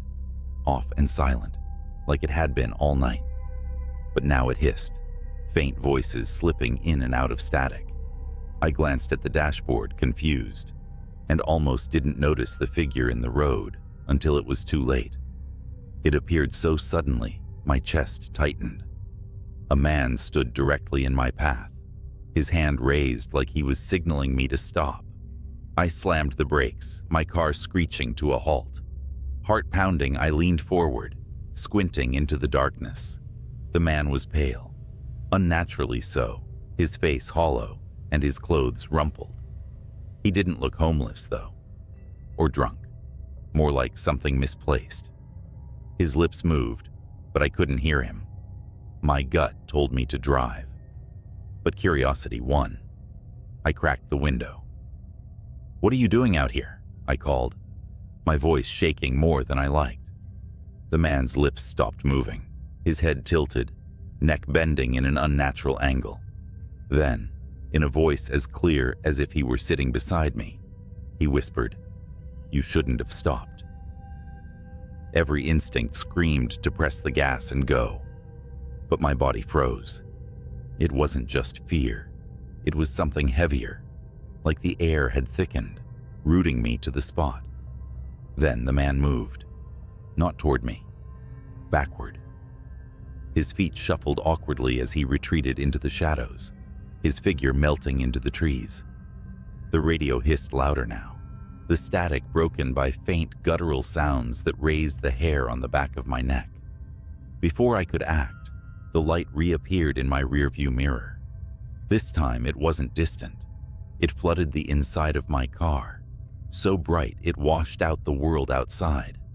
My foot found the pedal, and I sped off, the light chasing me like a predator. I floored the gas pedal, the old sedan groaning as it sped down the winding road. The blinding light in my rearview mirror didn't falter. It grew brighter, closer, swallowing the world behind me. My hands gripped the wheel so hard my knuckles ached, and the forest on either side blurred into an endless wall of black. The radio screamed now. No music, just static and garbled voices, as if 100 people were shouting underwater. The sound clawed at my brain, making it hard to think. I reached for the dial, desperate to shut it off, but it wouldn't budge. A figure appeared ahead, standing in the middle of the road again. It wasn't the man from before. It was taller, thinner, its limbs unnaturally long. Its head lolled to the side as if it couldn't hold it up. And its eyes, God, its eyes glowed the same blinding white as the light behind me. I yanked the wheel to the left, narrowly avoiding it, and felt the car's tires hit gravel.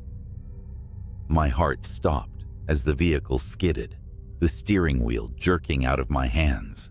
I was certain I'd crash into a tree, but the car swerved back onto the road as if pulled by an invisible force. That was when I heard the laughter. It wasn't from the radio or the road. It came from inside the car. I didn't dare look around. My eyes stayed fixed on the road ahead, where the forest began to thin, revealing a stretch of open field. The laughter grew louder, more distorted, echoing in my ears. I couldn't tell if it was mocking or joyous, but it chilled me to my core. "Keep driving," a voice whispered from the passenger seat. I couldn't stop myself. I glanced over. The passenger seat was empty, but for a brief moment, the shadows seemed to shift, forming a faint outline of a figure hunched over, watching me. Its face was obscured, but its presence pressed on me like a physical weight. The light in the rearview mirror was gone now, but I didn't dare slow down. My car roared across the field, the tires thumping over uneven ground. The open space should have felt like relief, but the darkness here was heavier, more oppressive. It swallowed the stars and the moon, leaving only my dim headlights cutting through the void. Then my engine sputtered. No, I muttered, slamming my foot on the pedal. The car jerked forward but lost speed, its protests growing louder with each passing second. Finally, it rolled to a stop, the engine clicking as it died. The headlights flickered, then went out, leaving me in absolute darkness. For a long moment, there was silence, and then I heard it. Footsteps. Slow, deliberate, crunching over the dirt behind me. My breath hitched, my entire body trembling. I fumbled for my phone, desperate to turn on its flashlight, but it slipped from my hands and fell somewhere under the seat. The footsteps stopped.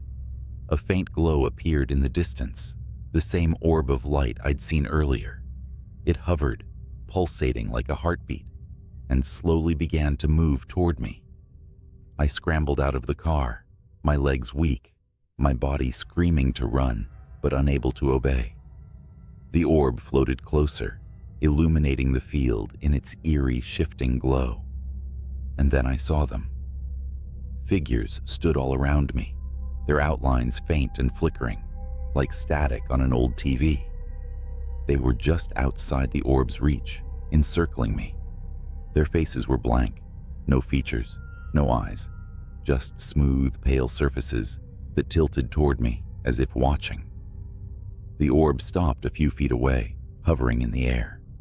I stared at it, mesmerized, as it began to change. Its light dimmed, revealing a swirling, gas-like surface that twisted and turned.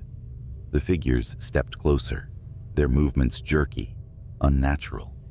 I forced myself to move, stumbling backward. My hand brushed against something cold and metal. The car's door. Without thinking, I climbed back inside and locked the doors, as if that could protect me. The orb didn't follow. Instead, it began to stretch and shift, forming a long, thin shape that resembled an arm. The limb extended toward the car, its fingers tapping gently on the windshield. Tap, tap, tap. The radio crackled to life again, this time with a single clear voice. Run. The orb exploded in a blinding flash of light, and I screamed, shielding my eyes. When I dared to look again, the figures were gone. The field was empty, silent, except for the faint hum of my engine sputtering back to life. I didn't question it. I slammed the car into gear and sped off, not caring where the road led, as long as it was away. The orb's glow lingered in my rearview mirror for miles, like a distant star, before finally fading into the night. I made it home just before dawn, my hands still trembling as I shut the door behind me. Sleep didn't come that morning, or the next night. I still see the orb sometimes, in the corner of my vision, when I'm driving alone, and I never ever take the back roads anymore. It's a quiet November night, and you're driving along a winding country road, the kind that feels endless, flanked by skeletal trees, clawing at the dark sky. The kind of night where even the stars seem to shy away, leaving you under a dome of oppressive blackness. Your high beams carve a narrow path ahead, illuminating only the cold asphalt and the occasional reflector post. You weren't supposed to take this road, but the GPS rerouted you due to an accident on the interstate, and now you're here, on this godforsaken road, miles from anywhere. And then you see it, a figure. It's standing at the edge of the road, barely illuminated by your headlights. Instinctively, your foot eases off the accelerator. They're not waving you down, not signaling for help. They're just standing there, facing the road, facing you. Your brain tries to rationalize it. Maybe it's a stranded motorist, a jogger. But why here? Why now? The figure doesn't move. It's when you draw closer that the dread sets in. They're dressed in a coat far too light for the weather, their head hanging at an angle that makes your neck hurt just looking at it. You squint, heart hammering. Their face is obscured, shadowed, or maybe featureless. Your gut screams at you to keep driving. Just keep going. Don't stop. But something, some damnable magnetic pull, makes you slow down. You stop the car about 20 feet away. The figure doesn't react. It's as if they don't notice your car or don't care. You flick on your brights, flooding the road with light, and they're gone. No, not gone. Moved. You see them now, but they're off the road, deeper into the trees, standing just at the edge of the beam's reach, still as a statue watching.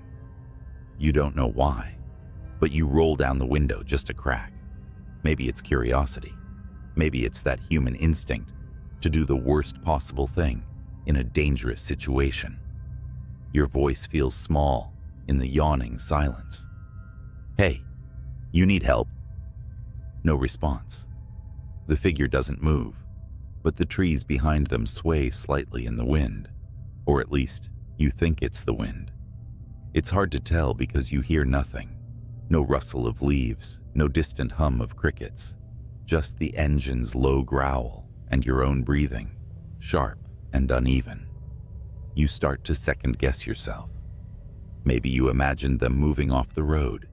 Maybe your tired brain is playing tricks. But then your headlights flicker. Not off, not entirely, but enough to make your stomach drop. The beams dim for a split second, and when they come back, the figure is closer. Much closer. They're at the edge of the ditch now, their face, or the void where their face should be, angled directly at you. Your chest tightens as you realize you can't make out any features. No eyes, no mouth. Just a smooth expanse of pale skin. And then you notice something else. Their hands. Long. Wrong. Like talons, hanging just a little too low, the fingers unnaturally thin and curling slightly, as if they're waiting to grasp something. Your survival instincts kick in. You slam the window shut and put the car in gear. You're not staying here. Not tonight. Not for anyone or anything.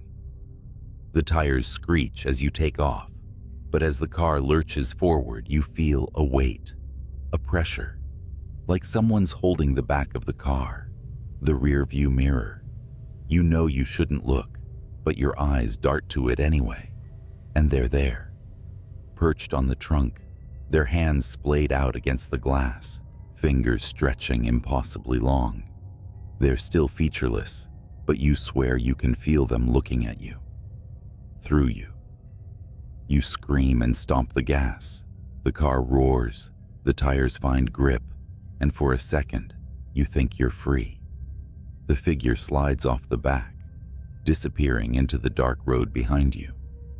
Relief washes over you in a cold wave, but then something taps the window.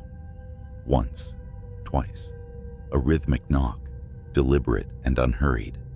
It's coming from the passenger side. You whip your head around. The figure is sitting in the seat beside you, impossibly calm, hands resting on their knees like they've been there the whole time. The inside of the car reeks now, like wet earth and decay. You don't even think. You wrench the wheel to the side.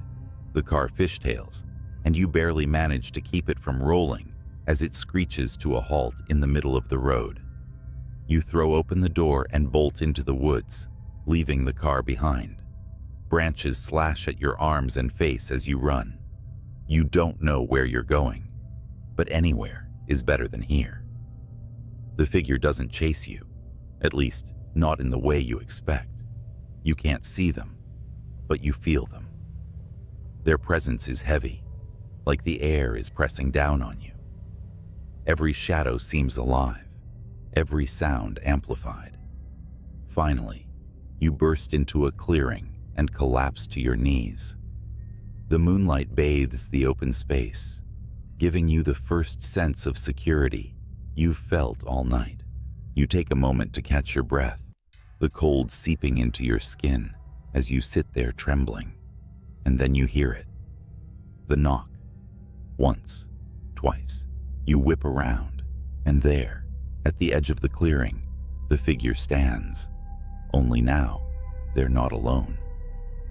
Dozens of them emerge from the trees, identical and featureless, their long fingers curling and uncurling as they close in.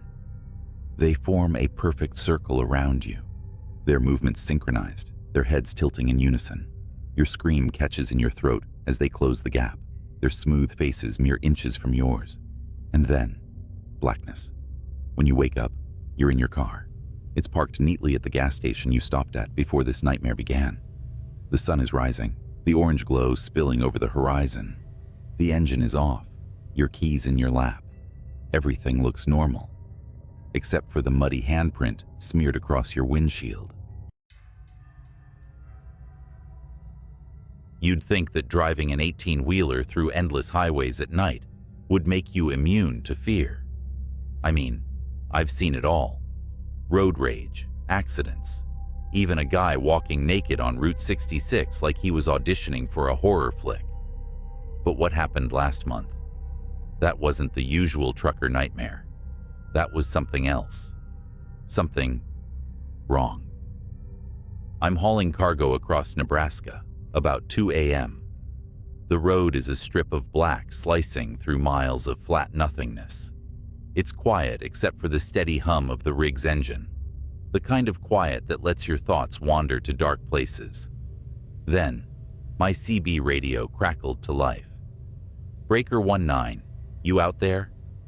The voice was low, shaky. I hesitated. Usually it's other truckers chatting about routes, weather, or just swapping jokes to kill the boredom. But something in his voice had me grabbing the mic.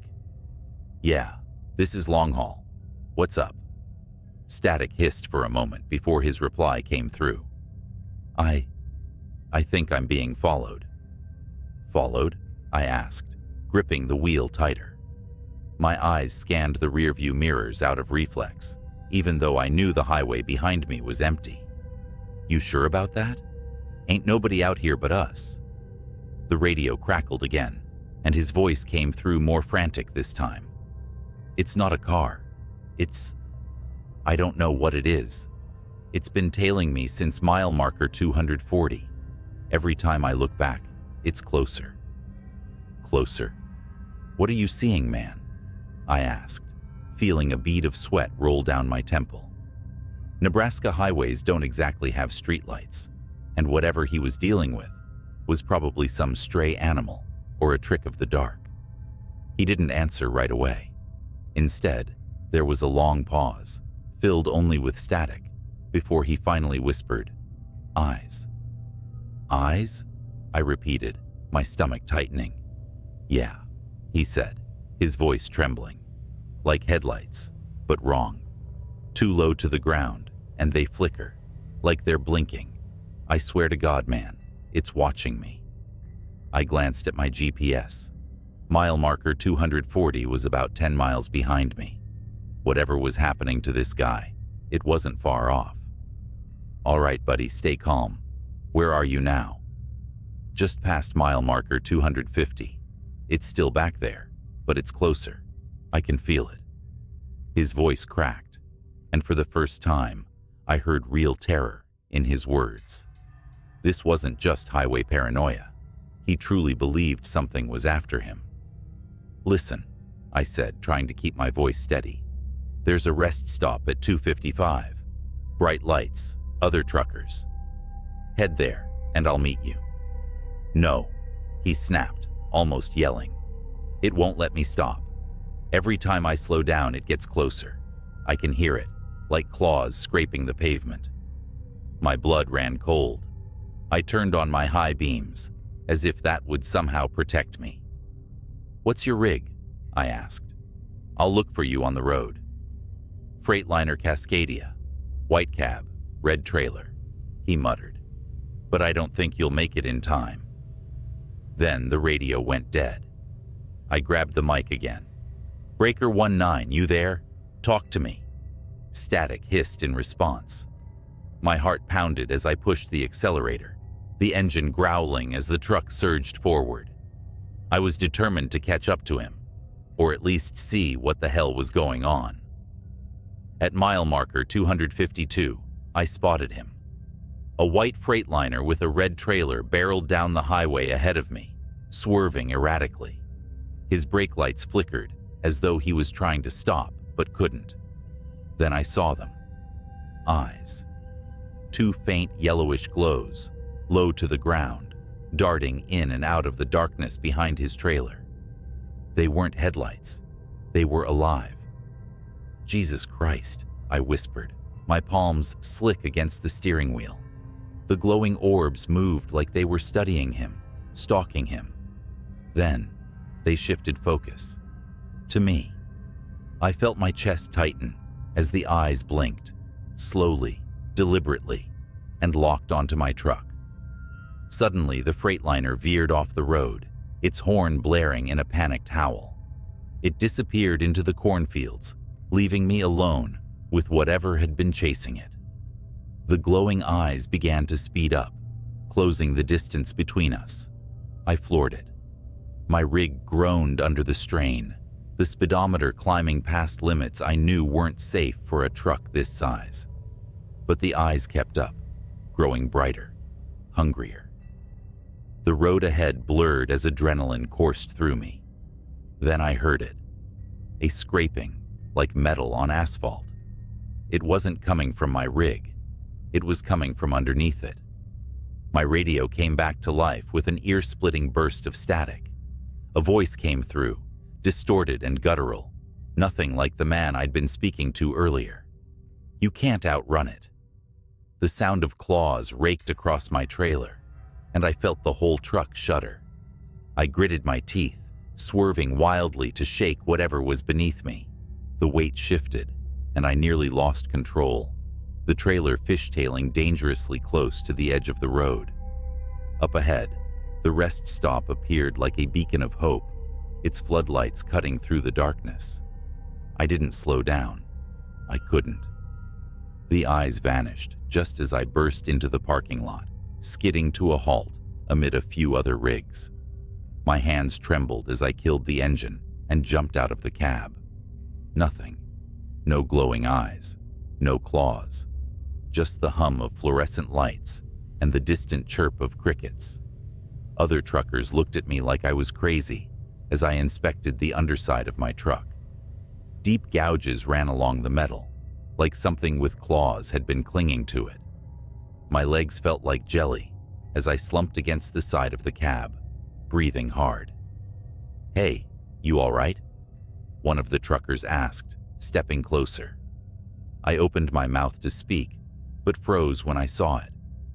Out in the distance, just beyond the edge of the floodlights, two faint yellow eyes blinked. Then they disappeared into the darkness.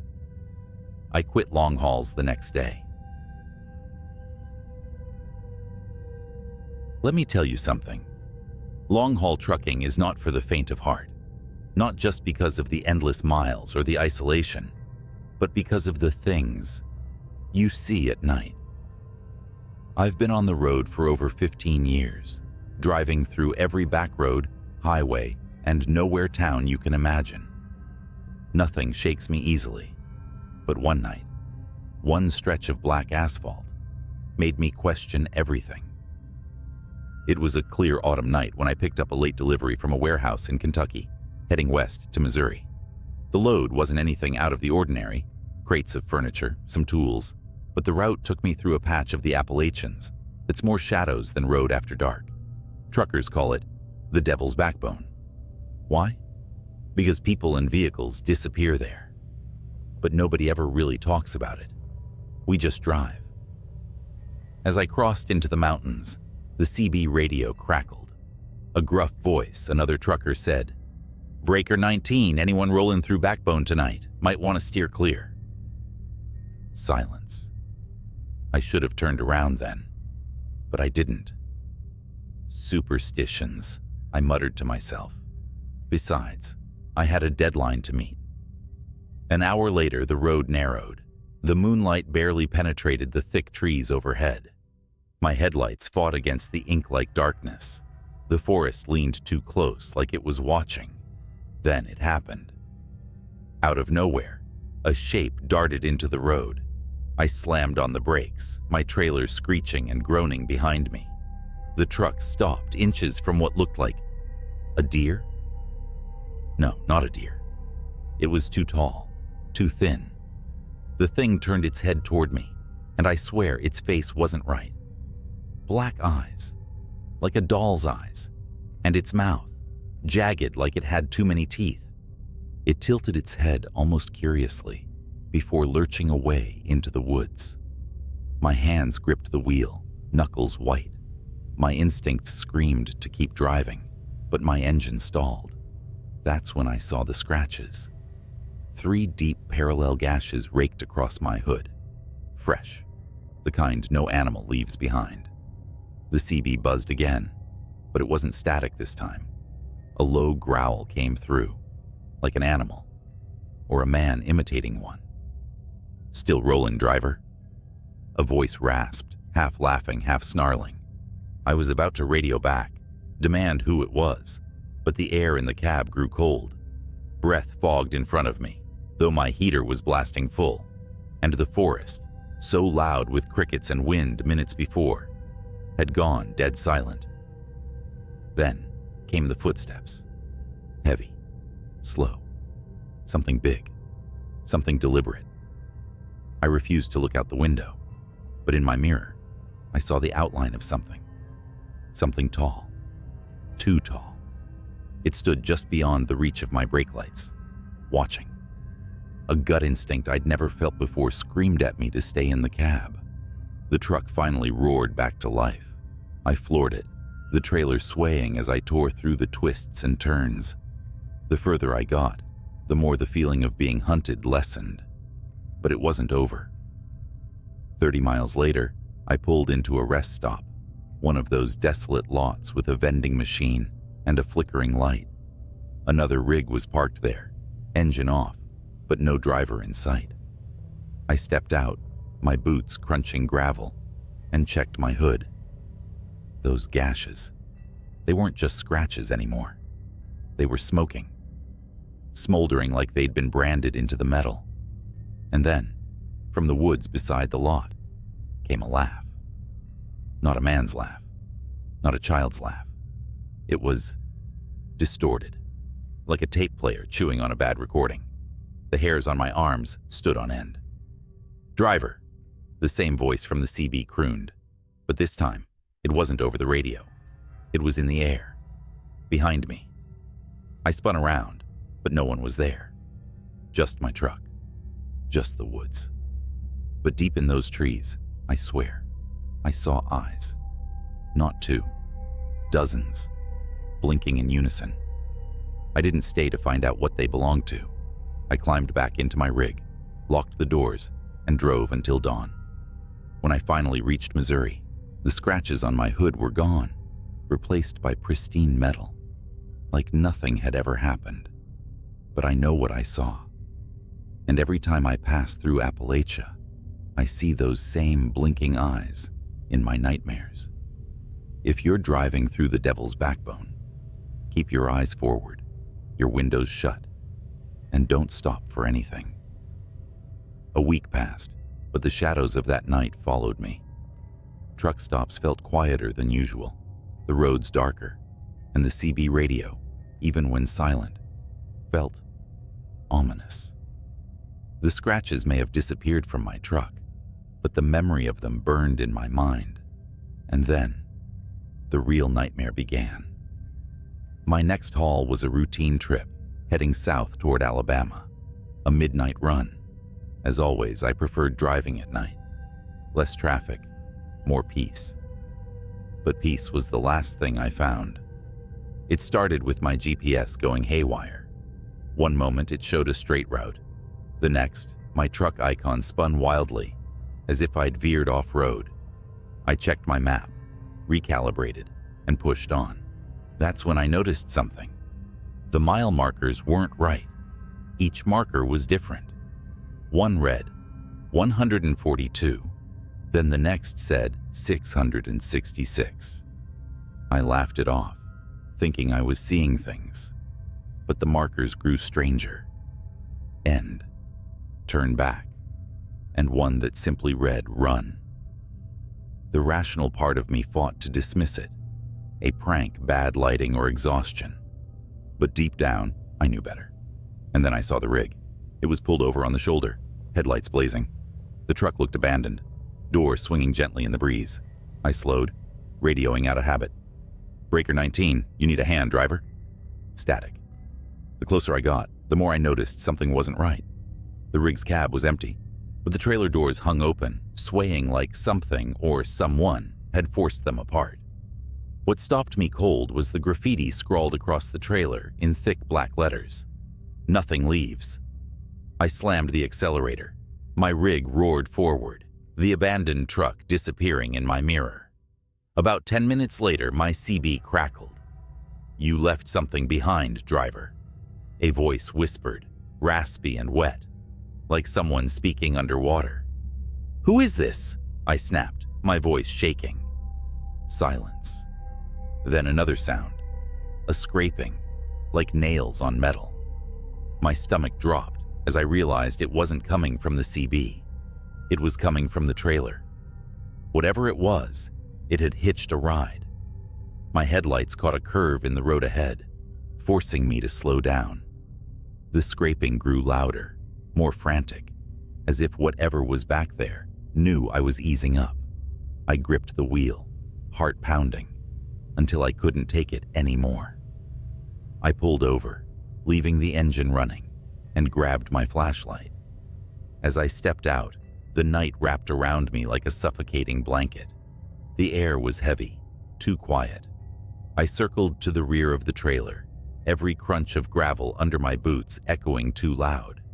My flashlight beam trembled as I pointed it at the doors. Deep gouges raked across the metal, forming patterns. No, symbols. My hands were sweating, but I reached for the handle. The moment I unlatched it, the doors flew open, and someone lunged at me. I stumbled back, falling hard on the asphalt. It was a man, or what used to be one. His skin was gray and stretched taut, his eyes sunken, but blazing with a sickly yellow light. His mouth twisted into an inhuman grin as he crawled toward me on all fours, faster than any human should. I scrambled back, yelling, "Stay the hell away!" But he didn't stop. His movements were jerky, like a puppet on strings, and his grin widened impossibly as he reached out. That's when I heard it. The sound of tires screeching, a horn blaring, and then the crunch of impact. Another truck coming around the bend had plowed into the figure, throwing it into the ditch. I staggered to my feet, breathing hard, as the driver of the other rig jumped out. "You okay?" he asked, looking me over. I pointed to the ditch, but when we checked, the thing was gone. Only a smear of dark, oily blood remained. We didn't talk much after that. The other driver offered to follow me to the nearest truck stop, and I didn't argue. The rest of the drive was uneventful, but the entire time, I felt those eyes on me, watching, waiting. When I reached the stop, I parked, climbed into the sleeper, and locked every door. I didn't sleep. I couldn't. Somewhere out there, in the vast darkness, that thing was still lurking. I never drove through the Devil's Backbone again, and I'll never forget the lesson I learned that night. Some roads aren't meant to be traveled. I glanced at the dashboard clock. 2:43 a.m. The highway was dead, a straight ribbon of asphalt vanishing into the darkness. My CB radio crackled faintly with static, the voices of distant truckers trading stories to stay awake. I adjusted my cap and yawned, the hum of my 18-wheeler lulling me into a dangerous sense of calm. Then, out of nowhere, a voice broke through the static. "Eastbound on I-70. Anyone else seeing this?" The voice was shaky, breathless, like someone who just ran a marathon. I grabbed the mic. "Eastbound here. What's going on?" Static swallowed his reply, but I heard enough to send chills down my spine. "Black semi. No lights. Coming up fast." I shifted in my seat, suddenly wide awake. My headlights illuminated nothing but the road ahead, bordered by skeletal trees and the occasional mile marker. I checked my rearview mirrors. Nothing but empty black. "Anyone else out there?" The voice called again, this time frantic. "Calm down," I said into the mic. "Where are you exactly?" I think mile marker 82. It's behind me." "Oh God, it's right on me." The transmission cut out with a burst of static. My heart thudded against my rib cage. Mile marker 82 was about 10 miles ahead. I pressed harder on the gas, my truck rumbling as it picked up speed. I don't know why I felt compelled to go faster. Curiosity? Duty? Or maybe some primal part of me was already screaming, "You should turn back." 10 minutes later, I reached marker 82. The asphalt gleamed under my headlights, but the road ahead was empty. I slowed down, gripping the wheel tighter. My CB buzzed again, but it was faint this time, almost garbled. "Don't stop." The message made my skin crawl. I rolled my window down slightly, letting in the cold air. That's when I noticed something. The faint sound of a horn, long and mournful, echoing in the distance. It wasn't coming from the highway ahead. It was coming from behind me. I checked my mirrors again. This time, there it was. Far in the distance, but unmistakable.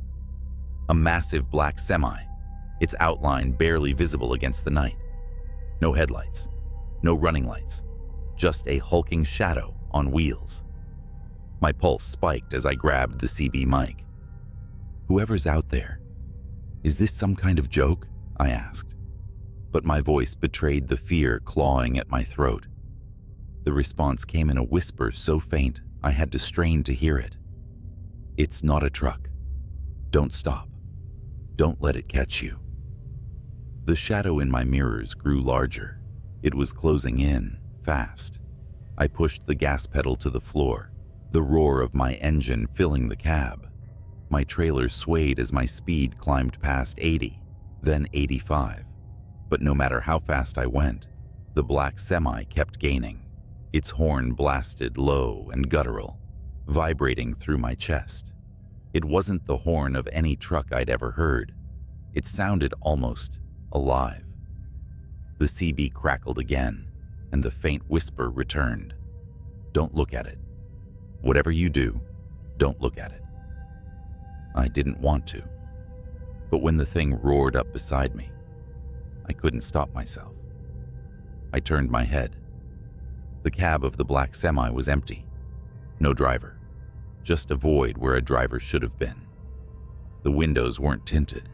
They were black holes, devouring the light of my headlights. The truck's grille was bent into a wicked snarl, like some kind of metal maw. I yanked my eyes back to the road and slammed the accelerator harder. My truck groaned under the strain. The black semi swerved, its shadowy mass brushing against my trailer. Sparks flew, lighting the darkness like fireworks. "Get off the highway," the CB hissed. There was an exit up ahead, barely lit by a single flickering lamp. Without thinking, I veered toward it, tires screeching as I took the turn too fast. My truck wobbled but held steady as I barreled down the narrow exit ramp and onto a deserted country road. For a moment, I thought I'd lost it. The road stretched out empty before me, flanked by fields of tall grass swaying in the wind. My shoulders sagged with relief. But then the horn sounded again, closer this time, and my blood ran cold. In my side mirror, I saw it. The black semi was following me off the highway. "Leave me alone," I shouted into the CB, but the static gave no reply. The road grew narrower, twisting and turning through the darkness. The black semi's headlights, no, the absence of headlights, loomed behind me, swallowing the faint glow of the moon. Up ahead I saw it, a bridge, old, rickety, and far too narrow for two trucks. I didn't slow down. If the thing wanted to take me out, it would have to follow me across. The bridge groaned as my truck rolled onto it. Wooden planks creaked and snapped under my weight. I made it halfway across before I heard a deafening crash behind me. I glanced in the mirror and saw the black semi barreling onto the bridge. Its sheer size was too much for the old structure. The wood splintered and the bridge began to collapse. I floored it, the edge of the bridge just a few yards away. The black semi's horn blared one last time, a guttural scream that sent chills down my spine. Then the bridge gave out entirely. I felt my rear tires hit solid ground, just as the rest of the bridge crumbled into the river below. I slammed on the brakes and skidded to a stop, my chest heaving. Behind me, the black semi disappeared into the churning water, its horn fading into silence. For a long time, I just sat there, staring at the empty road ahead. The CB crackled once more, a final whisper cutting through the static. "You made it, but it'll be back." I never took that route again. Hell, I've never driven at night since. Whatever that thing was, It wasn't a truck. And if it ever comes for you, don't stop. Don't look at it, just run. Any other. A dispatch about a disturbance on Lincoln Avenue. A rundown stretch of road I've driven 1,000 times. Routine, I thought. But nothing about that night would be routine. I'm an officer, and my job is to answer calls, no matter how bizarre they might sound. The caller reported screams, frantic footsteps, and what they described as shadows chasing shadows. Dispatch didn't think it sounded credible, but they sent me anyway. Pulling onto Lincoln Avenue at 3 a.m., I slowed to a crawl. The street was empty, the kind of silence that presses on your ears until you swear you're hearing whispers. My patrol car's headlights cut through the night, bouncing off the cracked windows of old shops and boarded-up buildings. Then I saw her, a woman sprinting down the middle of the street. She was barefoot, wearing a torn dress, her face twisted in sheer terror. I rolled down my window to call out to her, but before I could, she stopped dead in her tracks, her neck snapping around like she'd heard something I couldn't. She screamed, and that's when I saw it. Something moving behind her. But there was nothing there. Not at first. I jumped out of the car, flashlight in hand, and yelled for her to stop. She ran toward me, sobbing, begging for help. Her words were a jumbled mess, but I caught bits and pieces. It's coming. Invisible. It touched me. Suddenly, she was lifted off the ground. No hands, no wires, nothing. Just her body, rising like a marionette. Her feet dangled in the air as her screams turned to choking gasps. My instinct was to run to her, but my feet wouldn't move. It was like the air around me had turned solid. I could only watch as her body twisted unnaturally, her arms and legs contorting in directions they shouldn't go. Then, her head snapped. She fell to the pavement in a heap, lifeless. The silence returned, thick and heavy. My radio crackled with static, but no voices came through. I approached her cautiously, flashlight shaking in my grip. Her wide, glassy eyes stared up at me, mouth frozen, mid-scream. There were bruises around her neck, bruises that didn't look like they came from human hands. I called for backup, but deep down, I knew no one would believe what I just saw. As I waited, something caught my eye, a shimmer in the air, like heat waves rising off asphalt. It hovered where the woman had been lifted. My heart pounded as I reached for my gun. The shimmer moved toward me, slow and deliberate. I fired. The bullet hit something. The shimmer flared, twisting like a living thing in pain, then vanished. But the air didn't feel any lighter. Whatever was out there, I knew it wasn't gone. When backup arrived, I didn't tell them everything, just that I found her like that. The official report chalked it up to a hit and run, the case marked unsolved. But I couldn't let it go. That was the night I learned about the Tartarus Archive. But that's a story for another time. For now, just remember, not everything you see on Lincoln Avenue is real, and some things you don't see are more real than you'd like to believe. Weeks passed, but the image of that woman's body didn't leave me. Every night, I drove down Lincoln Avenue on my patrol, scanning for something, anything, to make sense of what happened. But the street stayed empty, a scar on the city's map. I became obsessed. I started digging through old police files, hoping for patterns. Reports of disappearances on Lincoln Avenue dated back decades. Most were written off as runaways, accidents, or unexplainable events buried under paperwork. But some officers, those who worked late shifts on the avenue, had left chilling notes in the margins of reports. Felt watched, couldn't see anything, but it was there. I tried to share my concerns with my partner, but he brushed it off. "Don't go looking for ghosts," he said. But I couldn't stop. One night, my obsession nearly killed me. I was parked on the avenue, engine off, windows cracked. It was quiet, too quiet. Then, a sound, a faint hum, like static, but coming from nowhere. My skin prickled. I stepped out of the car, flashlight in hand, and looked around. That's when I saw the shimmer again. It was closer this time, less subtle. The air seemed to bend around it, distorting the empty street like a funhouse mirror. My gut screamed at me to get back in the car, but something about it was magnetic. Against all reason, I stepped closer. The shimmer moved. It was fast, darting down the street like a predator circling its prey. My flashlight flickered, then died. My gun felt useless in my holster. And then, I heard the whisper. "You shouldn't be here." It wasn't a voice, not exactly. It was in my head, but louder than my thoughts. I stumbled back, the whisper growing into a deafening roar.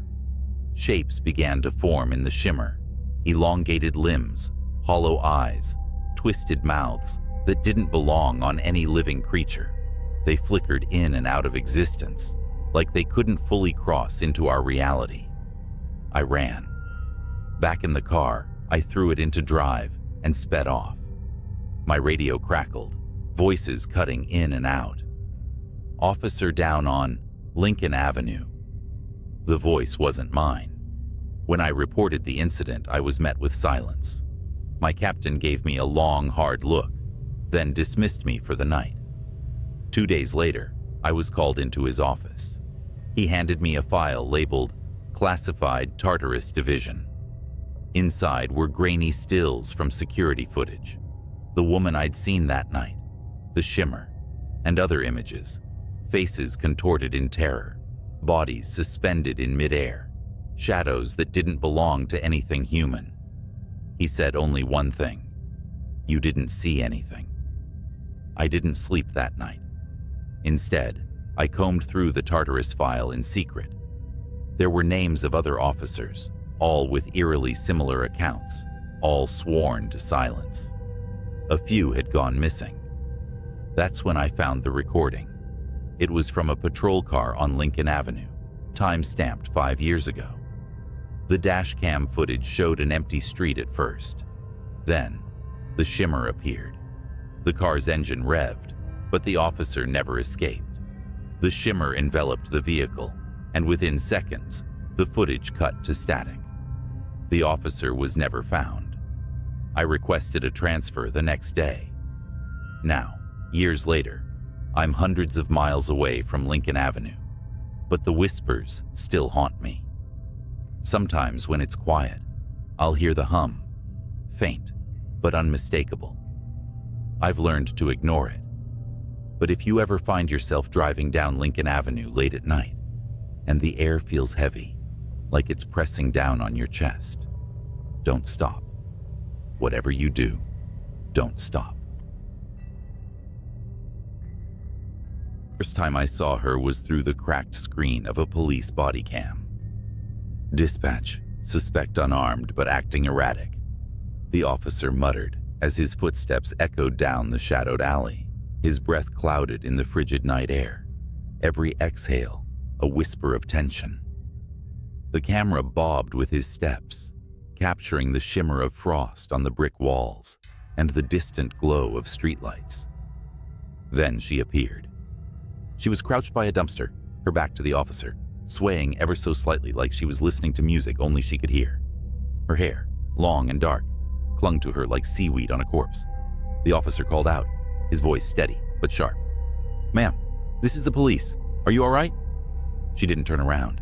Instead, she raised a single hand, a pale skeletal thing with fingers too long, almost insect-like, and scratched the air. Slowly, methodically, like she was carving something unseen into the fabric of the night. "Ma'am," the officer repeated, more urgent now. He stepped closer, boots crunching on broken glass. That's when she moved. She didn't stand or turn around.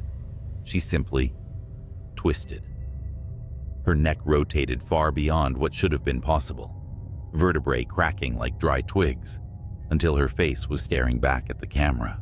Her eyes were enormous, hollow pits, swallowing the weak beam of the officer's flashlight. And her mouth, God, her mouth, stretched into a grin that could split a human skull. The body cam glitched. For a moment, the screen was static, the audio a shrill, grating scream. When the feed returned, the alley was empty. The woman was gone. "Officer Monroe, what's your status?" Dispatch buzzed, but Monroe wasn't responding. His body cam showed nothing but the open alley now, the flashlight beam trembling as it panned across damp brick walls. Then, with a wet, guttural crunch, the camera fell sideways.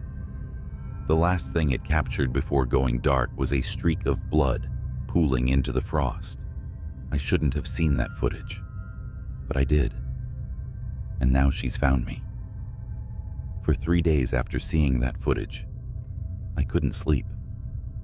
Every creak of my apartment, every shadow caught in the corner of my eye felt alive, as if it carried the echo of her grin. Monroe's body was never found.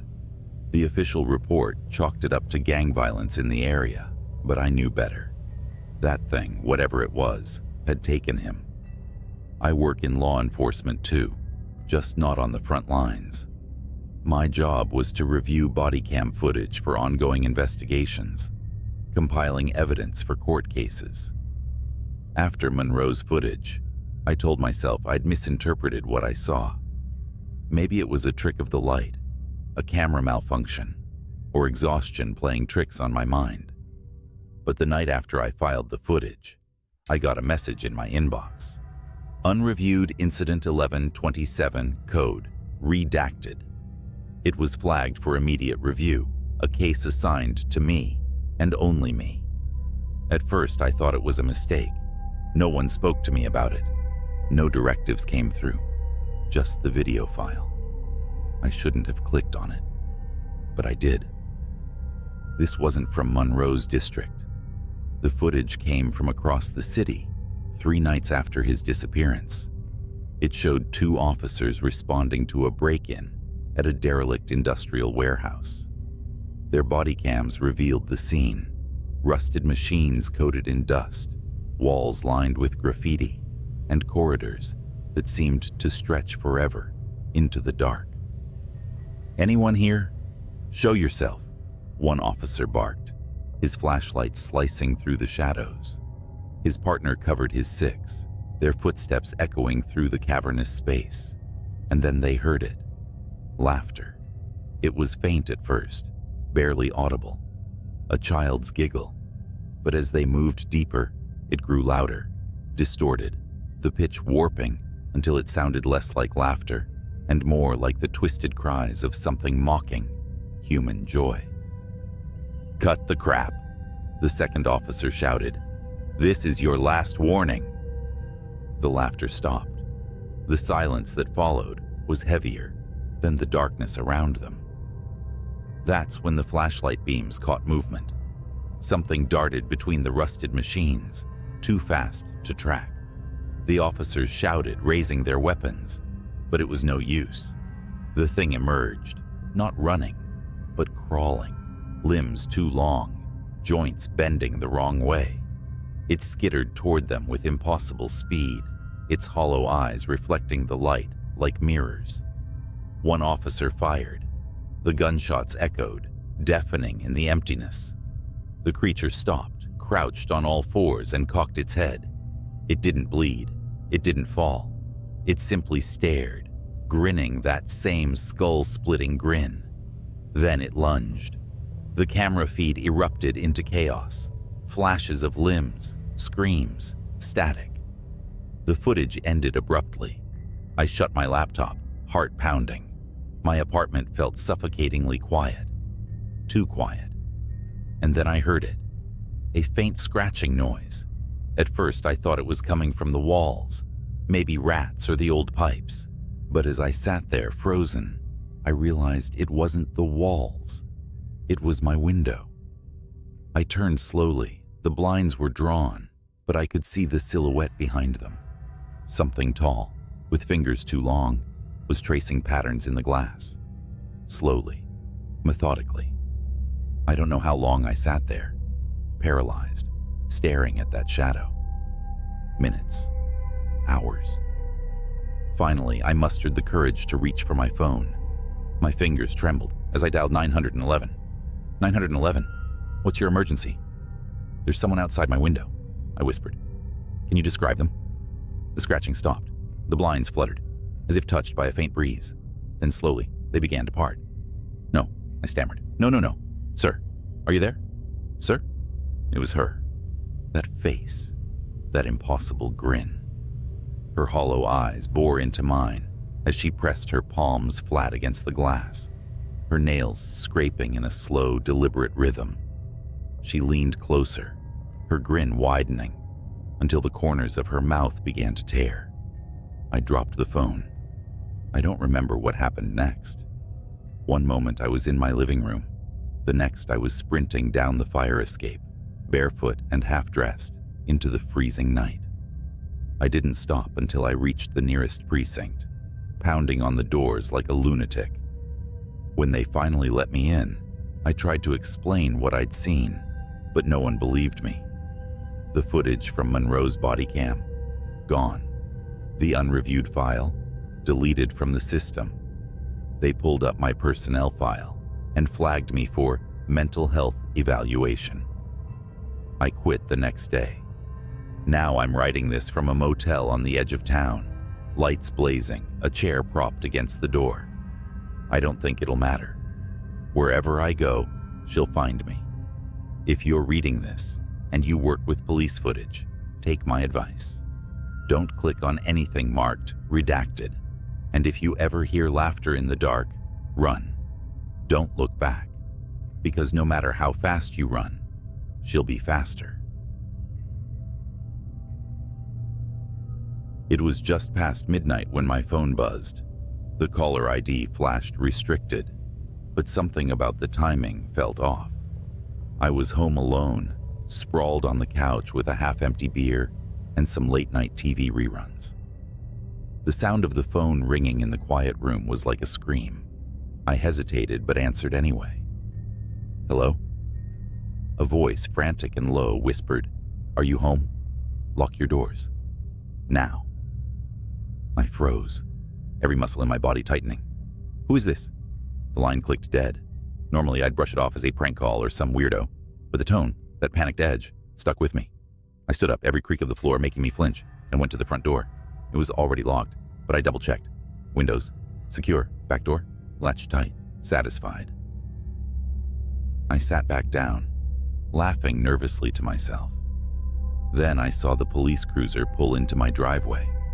The patrol car's lights weren't flashing, but its mere presence was enough to make my stomach churn. A tall officer stepped out, his silhouette sharp against the dim porch light. He knocked twice, and I debated for half a second whether to open it. "Mister?" His voice carried through the door. I answered cautiously, opening it just enough to meet his eyes. "Yeah? Something wrong?" "We received a report of suspicious activity in the area," he said. His voice was calm, almost rehearsed, but something in his eyes. It wasn't just concern. It was fear. "Have you seen or heard anything unusual tonight?" Well, I got a weird phone call a few minutes ago," I admitted. "Told me to lock my doors." The officer nodded, his hand resting lightly on his holstered gun. "May I come in?" Something in me screamed not to let him, but he was a cop. What else could I do? "Yeah, sure." As soon as he stepped in, I noticed the tension in his shoulders. He was scanning the room like he expected someone or something to leap out at any moment. "What's this about?" I asked, trying to mask my growing unease. He hesitated, then motioned toward the living room. "Can we sit? I'll explain everything." We sat. He didn't take off his hat, didn't relax. Instead, he leaned forward, resting his elbows on his knees, and lowered his voice. There's been an incident nearby. I need to ask, have you noticed anything strange in the past week? People following you?